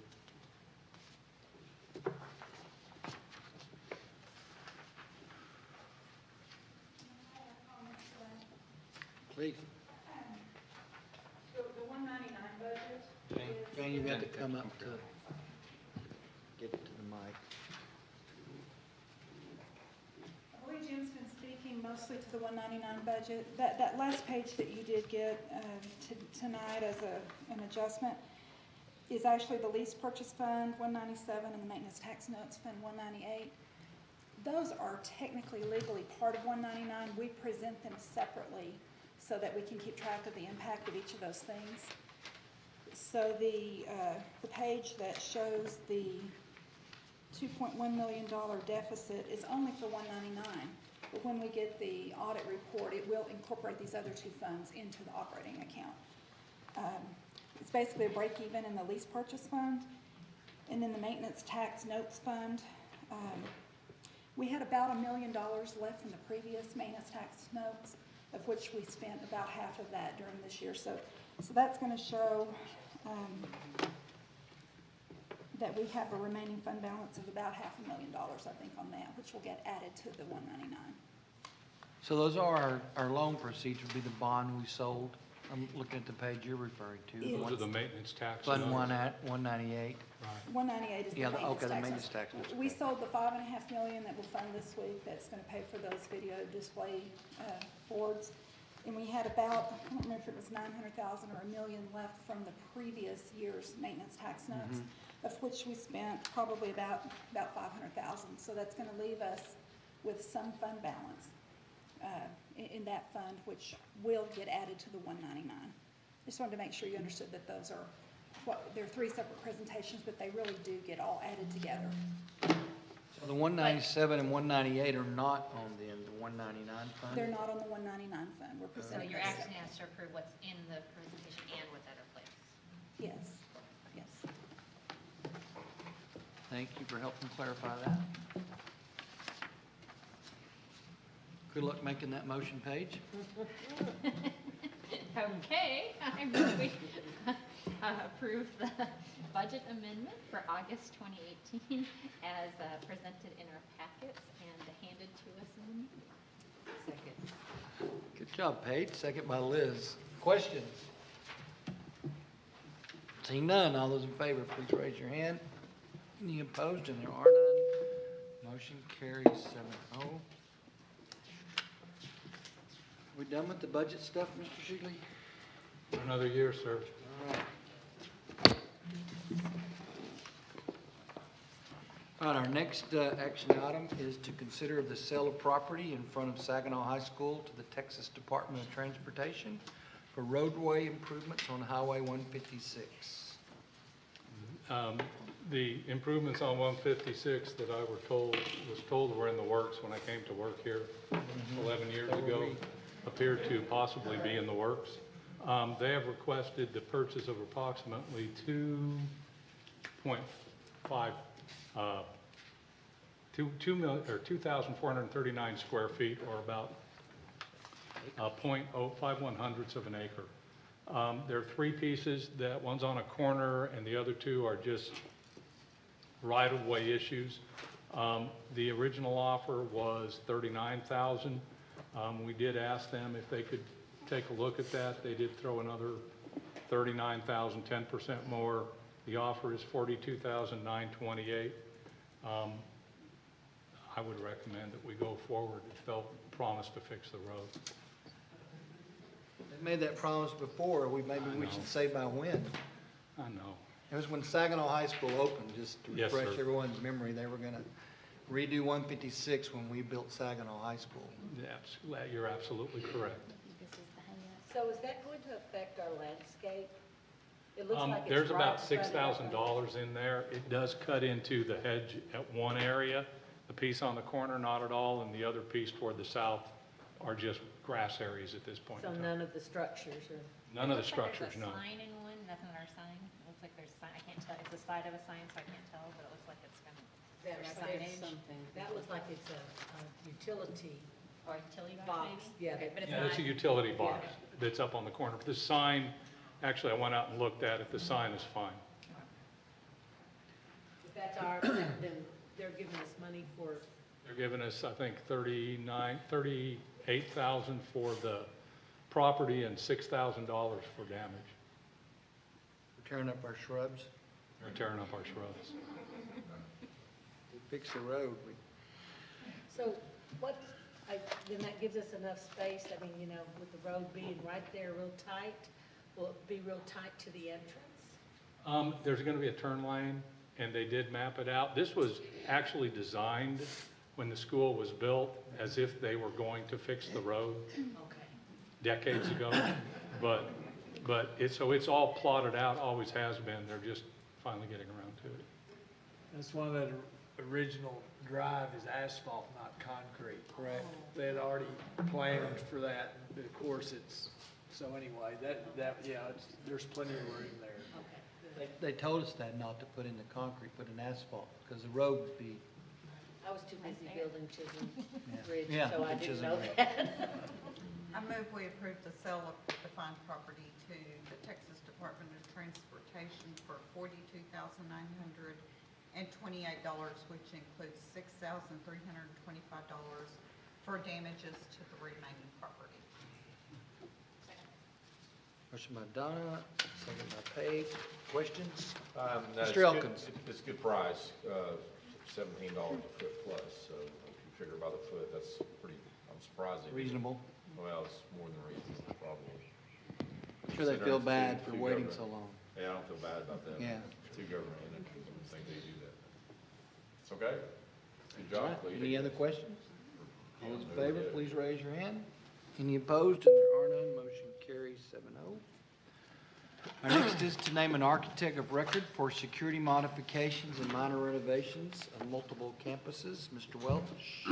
Yes, we would like to go ahead and move forward with this so we can hopefully by January of this year name a contractor.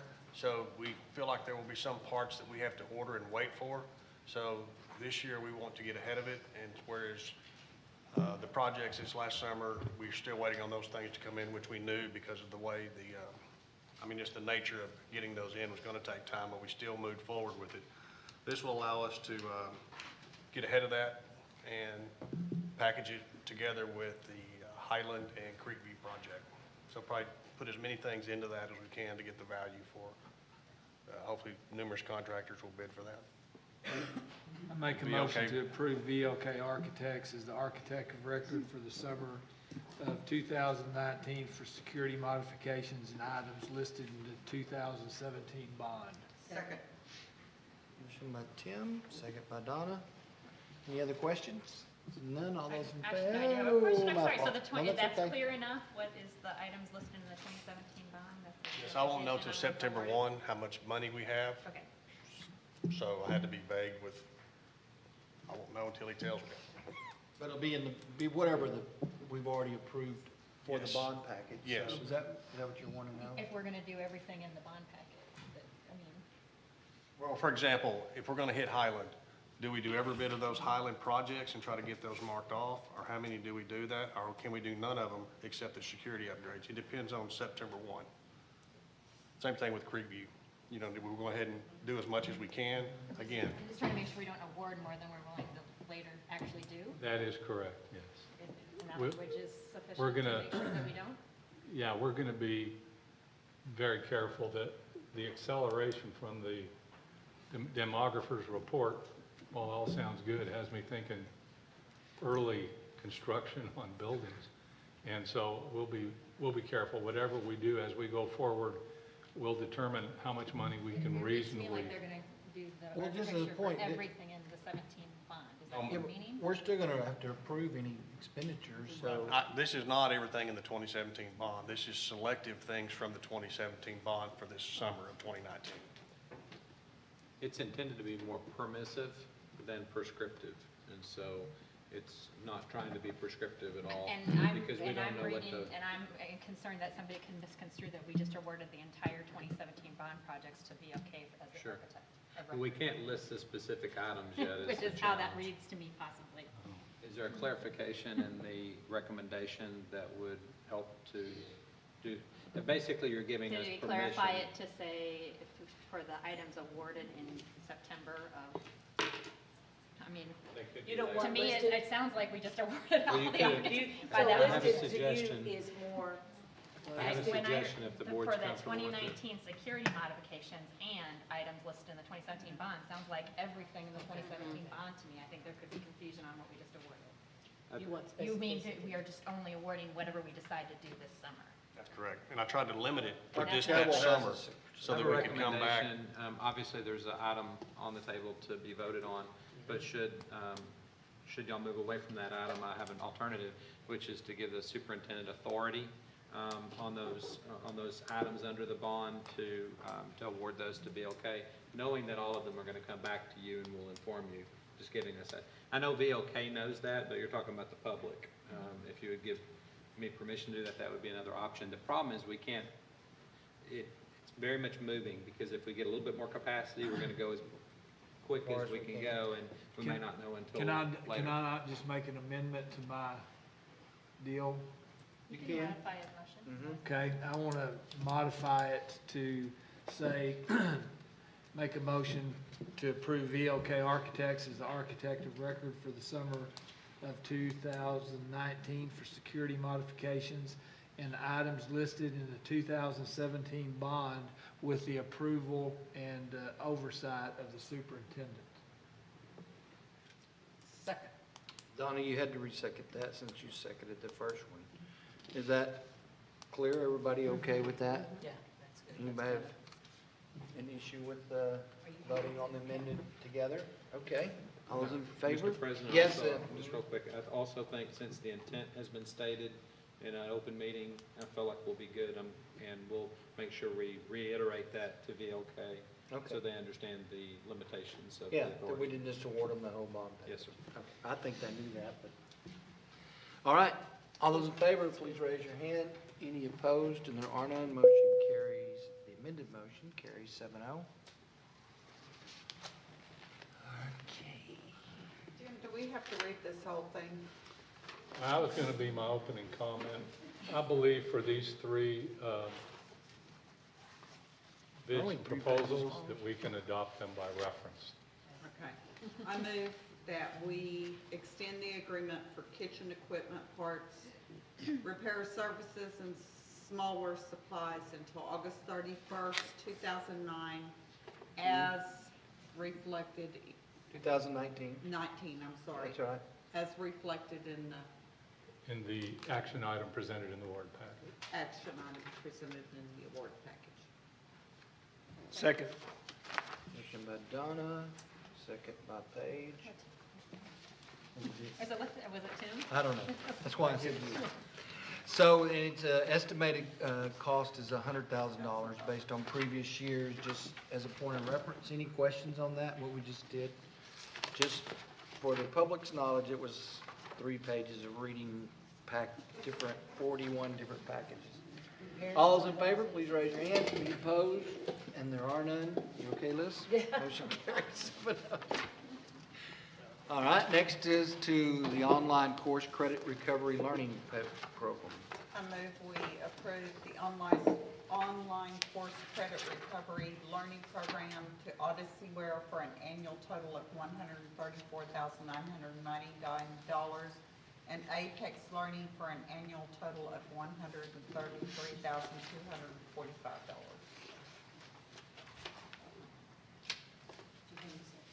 No, I didn't. Thank you, Liz. Motion by Donna, second by Liz. Any questions? Seeing none. All those in favor, please raise your hand. Any opposed? And there are none. Motion carries 7-0. Next is to the assessment and adaptive curriculum for reading and math. 166 in the board book. Mr. Shealy. Do you want to do this in the same way? I move we award the proposal of assessment and adaptive curriculum for reading and math to the companies as listed in the Agenda item included in the board. agenda item included in the board packet. Second. Motion by Donna, second by Liz. The estimated annual expense is $200,000, and again, that'll depend on actual uses. That's based on last year, I believe. Any other questions? See none. All those in favor, please raise your hand. Any opposed? And there are none. Motion carries 7-0. Next is to approve 2018-19 additional staffing proposal. Dr. Dawkins. Make a motion to approve the request for an additional teacher at Watson High School to teach at-risk middle school students. This is where there's an additional item at our Title place, I, the additional two item at Title the I. There's table. additional Yes, there's in the blue. I didn't recognize your motion anyway, so Thank you. you're welcome. Dr. Dawkins, you have the one that Tim was referring to was a request for additional teacher at Watson for at-risk, and then at our place tonight was additional request? Dr. Dawkins is coming up there. Oh, please. Sorry. We did have obviously with the first week of school, being able to look at actual numbers, we've had to make several decisions, in some cases moving teachers from certain campuses, certain grade levels to others to more balance. And also, as we saw the demographer report earlier, predict where we may have growth in the future too. But we've been very careful not to make those decisions too quickly until we feel like the numbers are better. And so she's going to present to you something different that we've not done before, but in working with the campus principals, they feel like would be beneficial as an alternate to waiting until numbers completely solidify, which could be October, and having an alternate there to provide support for the campuses in the time being. Okay. President Newcomb, members of the board, Dr. Chadwell. So what we've done is every day we get our enrollment counts from Belinda. We look at those every single grade level, every school. So what we find is we have a couple of campuses, and they're listed in there for a couple of our Title I campuses, actually Saginaw Elementary, High Country Elementary, and specifically there's a grade level. An example would be third grade Saginaw Elementary. We have 2 classes of 23. So in lieu of adding an additional teacher right now, just with the enrollment fluctuating every day, and then having 3 classes of 15, is we have Title I funds available that we can use for personnel or materials. And so I've been working with Lisa Dunn and Mary Jones, and we can use our Title I funds to bring in a teacher at 3rd grade to co-teach, title teacher. They can also pull small groups, assist in that. As we see the need progressing, what we can do if we feel like we need to add an additional full-time FTE there, divide the classes, then we can recapture those Title I funds. We're not locked into that for the year, which is nice. It gives us that flexibility to really monitor our numbers. We don't submit waivers for 60 days, so this is really a way to provide support without making a commitment full-time to pulling money from the budget for a teacher at this time. So we would propose the same scenario at High Country Elementary 4th grade. We put one TBD. We're monitoring some numbers at other campuses that aren't quite where we really feel like we need support just yet, but it gives us that option if we see that, and that would be the availability for that support at another Title I campus as needed. We've also looked at providing where we have scenarios that are in an acceptable range on a staffing model, possibly an aide in lieu of a teacher, like a classroom assistant, just to be floating back and forth and providing instructional support. So trying to think creatively to support those campuses.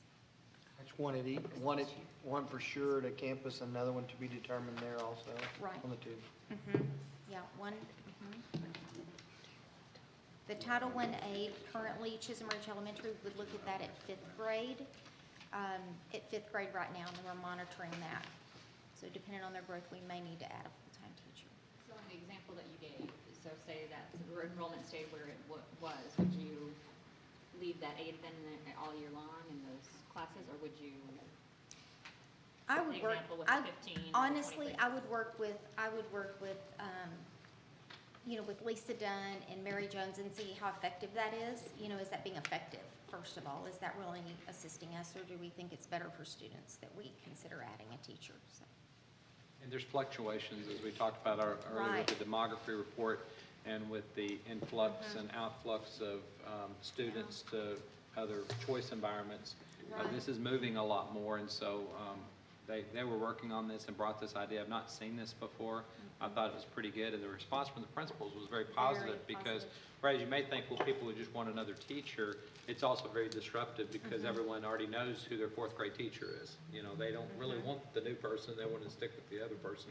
This allows them to get support, and it also, especially being a certified teacher, and we would need to be very careful, if approved, we would be very careful in explaining to teachers, or parents, that these would be highly qualified, certified teachers, and that would be supporting in those respects. Well, that's what I was asking, because the question would be then, are we just delaying that change for kids? Yeah, I would by say a not couple months, necessarily. and then- It could be, and I mean, it could occur if we see numbers grow significantly in one of those, but it may not. It's just moving so much now that this gives us.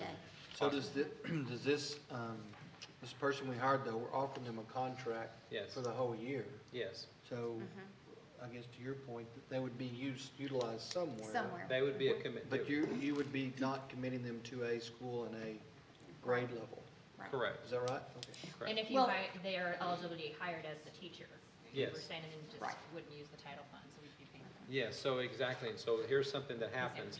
So for example, a position does open up and they move into it, and we decide not to replace with somebody else using those title funds, and those title funds are then freed up and managed by Dr. Jones to be able to use in a different way.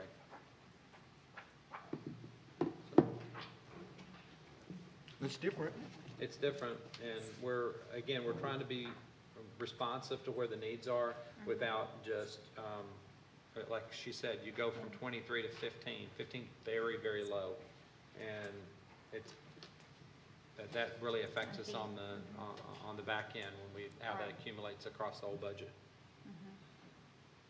And you did say the principals are very amenable to trying this. Yes. It's going to be more of a co-teach model versus just an assistant. They're going to actually be doing co-teaching, pulling students out, and being able to do different grouping and also assisting with all the assessments that are given, all of our benchmarks. Would you like any feedback from Lisa Dunn? Would you like any feedback from her? My question. I mean, if she wants to Okay. talk to, if she thinks we're Good. missing anything, Good. No, you're just welcome offering to, but that. I Giving us answered my thumbs up. question. Dr. Jones giving us thumbs up, okay. Okay, yeah. We spent Our money. other answer was we're not doing anything at this time, and we Right. didn't feel comfortable with that. We thought this would be a good alternative to just saying we're going to wait. Right. Can I say, Dr. Chettle, this supports our work with the workshop model in reading, writing, and math. And it's a way with those large numbers to address those students' needs, but through the small grouping. And it would be a whole grade, I mean, she wouldn't be helping teacher A, she'd be helping teacher A, B, C, D, pull out the students, At specific identify. times, yes. Okay. Any other questions? That was kind of a report and an action item in the same, if you didn't notice, so. It is on our agenda though as an action item. That Tim tried to jump out. Now, Tim. So now I make I'm a asking motion you for a motion to approve the request for additional instructional positions as presented. Second. Motion by Tim, second by Donna. Any other questions? Seeing none, all those in favor, please raise your hand. Any opposed? And there are none, motion carries 7-0. Thank you. Next is to consider the approval agreement for purchasing of attendance credits. Mr. Sheedley. The item included on page 201 of your packet is requesting the approval of an agreement to purchase attendance credits from TEA so that the average wealth per student of the district falls below the level established by TEA for being a wealthy district. There are a couple of options. One of them is detaching property, which is difficult at best and no one's ever done it. You can provide services, but they're very limited, and that hasn't turned out really well. So the only viable option is the purchase of attendance credits. And the attendance credits will be determined as we go through the year based on the final valuation of our property and the weighted average daily attendance that we get at the end of the year. There will be an initial payment of approximately $600,000 for this year based on their numbers. I believe that number will go up to about $800,000 at the end of the year. What does that translate into? The recommendation is to approve the agreement as presented. So, What it translates into in there? I mean, you're doing this so your revenue isn't impacted, so what's it translate into on the revenue side? Well, what we have to do is, in essence, buy enough WADA so that we're below the $514,000 per student. And if we didn't do this, what would be the financial impact? I'm Is what sorry, trying to you're get right. at, the return on. We're in what's called Chapter 41 Light, which is $319,000 that we've gone over. If the next step is 514, but we have to buy it down to 319. But the question was, if we don't do that, what's the cost? It will detach property. They would detach property. Well, the agreement for the purchase of attendance credits, the agreement here that's signed by the board and the superintendent has a clause in it that says this agreement is subject to the approval of the voters of the district. So We had an election in that- 2006, I believe, just before I came. September. Okay, so that allows us to buy the water. Okay. It's a really bizarre system where That you is- have to get permission to give money, but if you don't, then they're gonna take your property, like Houston. Right. Was the example, the voters voted down the proposition, and the TEA was in the process of divesting them from property till, very interesting enough, they did some calculations at the state level that then took them out of the recapture They're situation. no longer a wealthy district. They were in, yes, with nothing changing, with their values not changing. It's very interesting how that happened to one district. Don't we have the down to same another. friends down there? Apparently not, okay? But it is really interesting, the whole thing. There's an entire system that's set up to how you have to operate this and do it, and it's kind of like this. It's used in nomenclature that's not used in any other part of the school finance formula.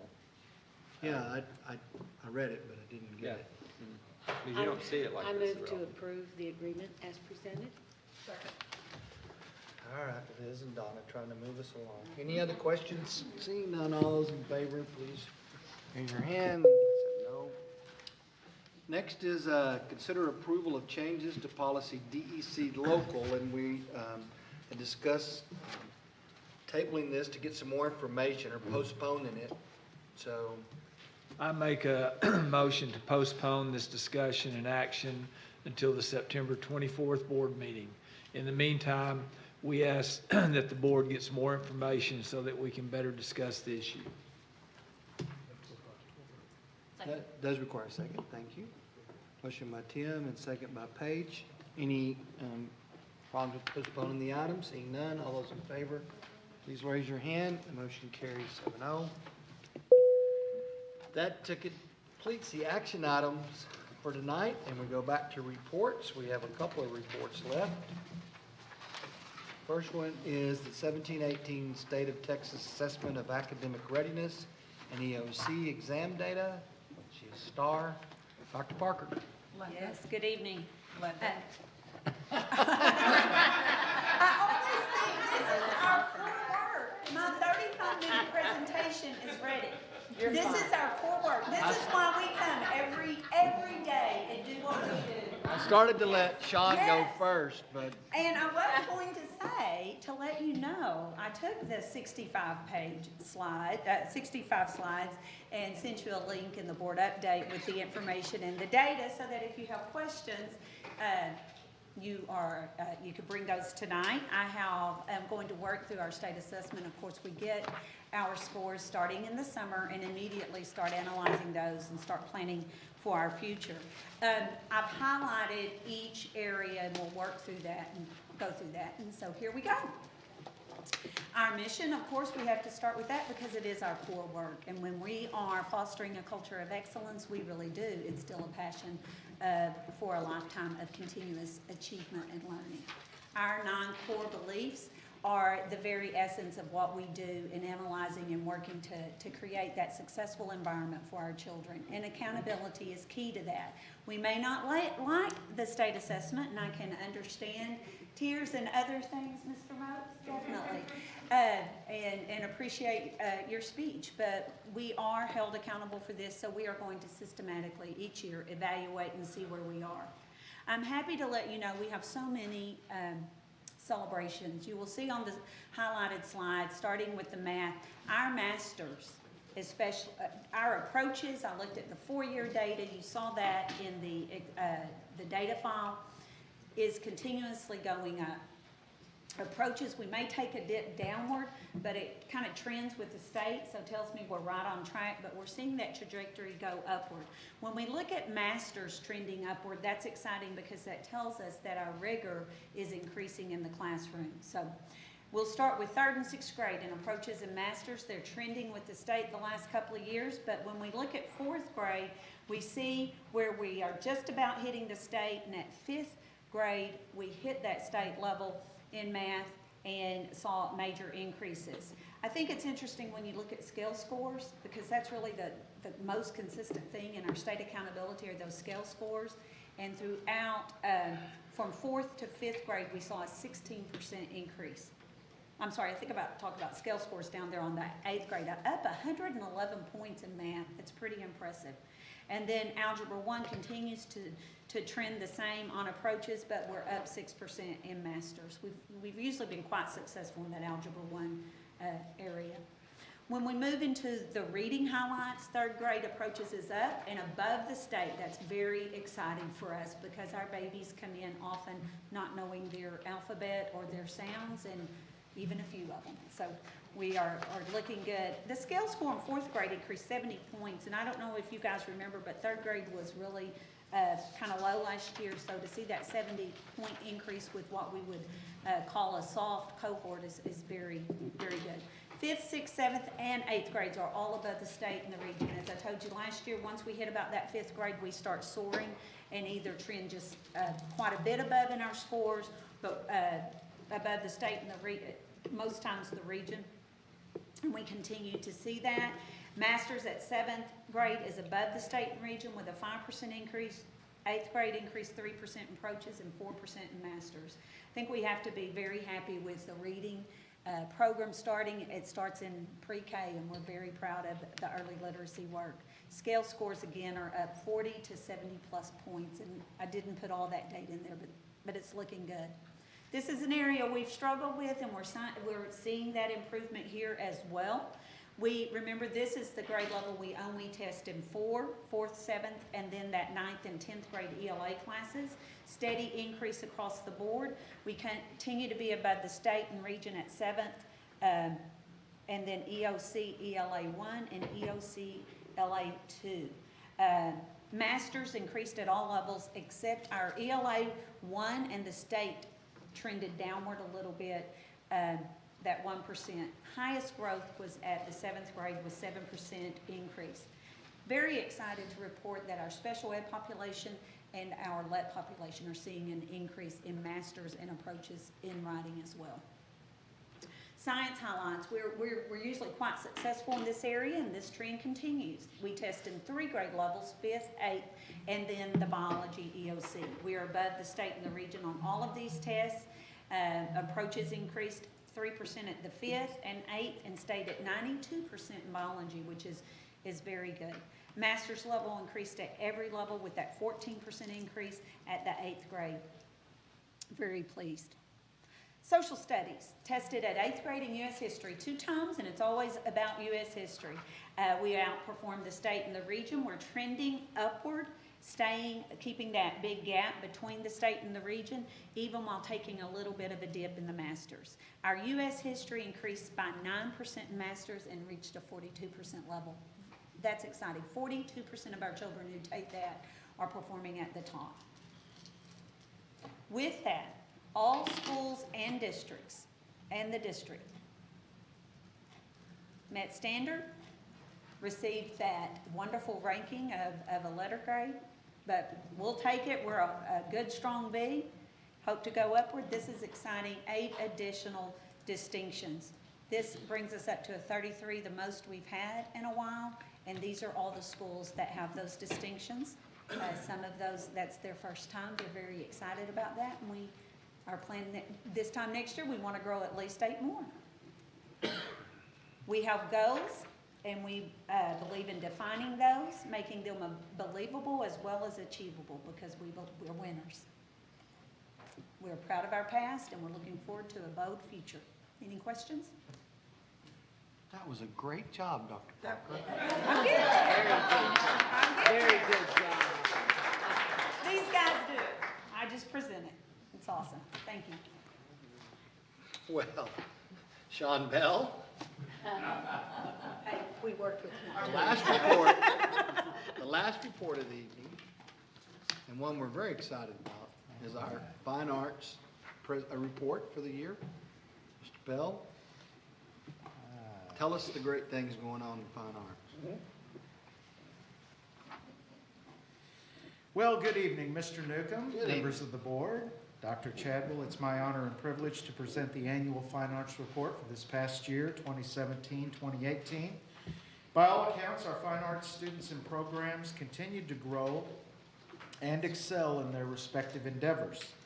This past year, we experienced the passing of the torch, so to speak, of 2 of our 3 head high school band directors at Boswell High School and Chisholm Trail High School. David Kirkley, who had been there for years at Boswell, and John Canfield, originally at Saginaw High School, and then Chisholm Trail High School. They both retired, and we were fortunate to hire from within 2 new head directors who were young, positive, energetic, extremely hard workers, and they had served multiple years within their respective programs as assistant directors. Kevin Fallon is our new head band director at Boswell, and Derek Doyle at Chisholm Trail. Along with head director Matt Pearson at Saginaw High School, all 3 band programs are off to a terrific start already this year, and I can't wait to see and hear them starting this week on the gridiron, along with our first class drill teams. While you have a comprehensive PowerPoint of information for this past year in your board packets, I just want to hit some highlights in interest of time. So, something we're very proud of in our district are the numerous annual in-district events and activities that we provide for our students, in addition to TMEA auditions and opportunities, UIL contests, as well as contests and opportunities outside of our district. You can see these. The Band Expo for our middle school and high school bands has proven to be very successful this year. It will actually be on Tuesday, October the 9th, so we're looking forward to that. Our all-city middle school and high school honor bands, where all of our students from our middle schools, high schools audition to participate, as well as our all-district 5th grade honor choir, and I think we're moving into our 4th year consecutively for that, and that's been a tremendous success. This past year, we sponsored the first annual Eagle Mountain Saginaw Elementary Choir Festival. And that gave us a chance to bring in an adjudicator and for all of our campus honor choirs to prepare and compete in-house and receive valuable feedback from the judge. And they had a tremendous time and experienced a lot of growth with that. We have our middle school choir festival for non-UIL choirs each spring. Of course, the District Arts Show. And starting this past year, we partnered with the City of Saginaw, our new city manager, to feature best of show artwork from the show at the Saginaw Rec Center as well as the Saginaw Public Library. Excuse me. And of course, kind of our gem, if you will, in my estimation, is our ability to showcase our students at Bass Hall. And this upcoming year, you'll hear lots more about it. It will be Monday, February the 11th. So we hope that you all can make most, if not all of those as we move forward. This past year, we looked at our Fine Arts Excellence targets as they align with Aspire 2022. And we collectively, as directors and in collaboration, felt like we needed to move away from some subjectivity based goals that were based on adjudication or subjective evaluation to more objective goals. And really, as you can see here, we focused primarily on student retention within the programs and then encouraging our students within our programs to go above and beyond to participate in activities such as the District Arts Show or TMEA auditions, or for those AP visual arts students being able to move forward and submit their AP portfolios. Once again, I'm proud that we're one of the few districts that I know of in the DFW area to offer such a wide variety of summer activities and camps for our community and our students. Those, as you see here, included art, theater arts, band, invention, culinary camp, actually 2 camps, physical education camps for elementary students, and a PACE camp for those gifted and talented students. So all in all, we had a terrific year, and to wrap it up, instead of a slideshow, as I've traditionally done, we have a really terrific fine arts promotional video that was put together by Mr. George Garza, formerly of the Communications Department, and he is now the lead teacher of our Media Technologies program at the HCTC. This was shown to kick off our shows at Bass Hall, but I'm so proud of this video. I thought this would be a great way to culminate and end the report. So, if you don't mind, without further ado, here is EMS Fine Arts.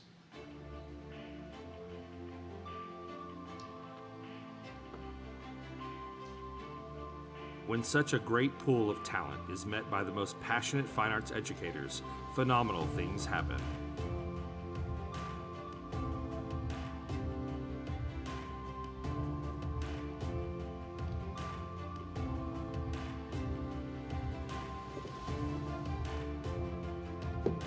What makes it possible? It's in the way we perceive sound. It's in the way we explore all the possibilities in it.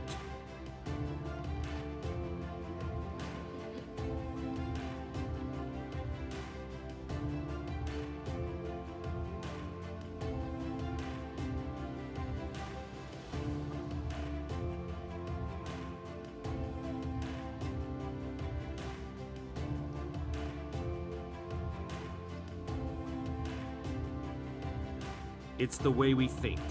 It's in the way we move.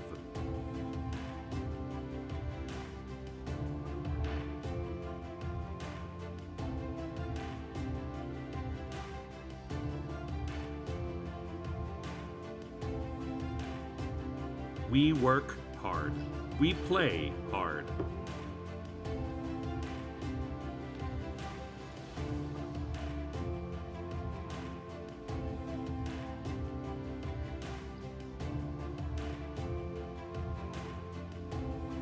It's in the way we design. It's in the way we create.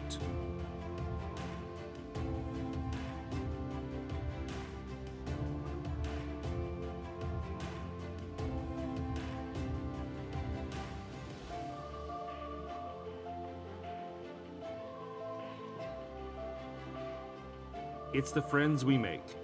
It's the family we keep.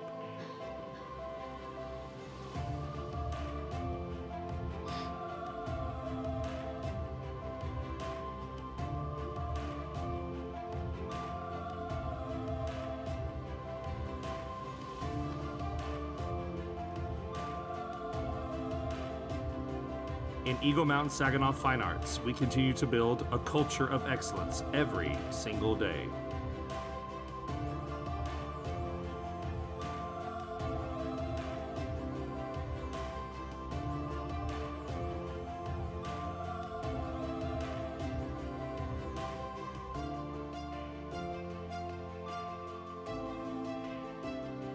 Find out more at emsisd.com.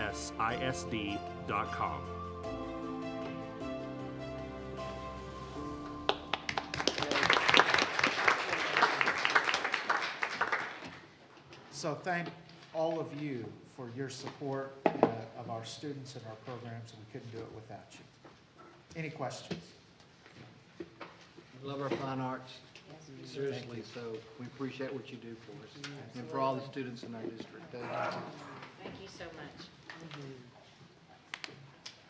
All right, that does move us through the report section that we had left over from our 5 o'clock session. That brings us to routine monthly reports. Are there any questions on those? Seeing none. Next is to review the 18 board planning calendar. Dr. Chadwell. Yes, I'll just bring up a couple of reports that will be in the next meeting. We do have the Career and Technology report. We also have the 17-18 Advanced Placement Results report. And we also have an update on the Aspire 2022 strategic plan. These annual reports are great, just watching the culmination of everything that's occurred this last year and will occur this year. Really exciting. And we also have the SRO agreement for the city of Fort Worth, possibly Saginaw. We thought we'd have Fort Worth this time. We had to push it off to September. It really depends on when we get it from the cities. So that's all. All right, next is the consent agenda for approval. Chair will entertain a motion. So moved. Second. Motion by Dick, second by Tim to approve the consent agenda. Any questions? Hearing none, all those in favor, please raise your hand. Any opposed? There are none. Motion carries 7-0. Next is for any announcements that I have. I just want to remind you that Becky left a few things at our place. Elected officials indication, it's a green piece of paper. I already gave you mine, so you hold that up. And also something for TASB, Becky, for Fast Growth Lunch. If you're going to attend that, there's also something to fill out. And Normally we do, Marilyn. And I normally, not normally, I forgot to tell Remington Point, thank you for the candy goodies. Looks like they personally picked, based on choices, maybe we'd given them some candy for. So thank you to Remington Point if you'll pass that out, Megan. Sorry, I didn't do it while they were here. Dr. Chapel? Yes, just a couple items on the agenda. We have the open house for high school open house next week. And we also have Boswell High School homecoming September the 7th. We also are kicking off the Education Foundation Employee Giving Campaign, and I know Allie's here tonight and has been working on that, and we're really excited. We had our best ever participation this last year, and we think it'll build again this next year. Also, please mark your calendars for September the 19th. We have a gold card luncheon that day at 11:30. If you can make it, it's great. It's a really wonderful lunch, and I know they really enjoy seeing you. So if you get a chance just to stay for a few minutes, that would be great. So also have Saginaw High School's homecoming on September the 28th. Chisholm Trail High School homecoming on October the 19th. And again, I mentioned earlier TASB, so we'll get you more information about the itineraries and agenda for that as we get closer. All right, thank you, Dr. Chadwell. Seeing that there's no further business to come before this board, the chair will entertain a motion to adjourn. So moved. Second. By Dick, second by Marilyn. All those in favor?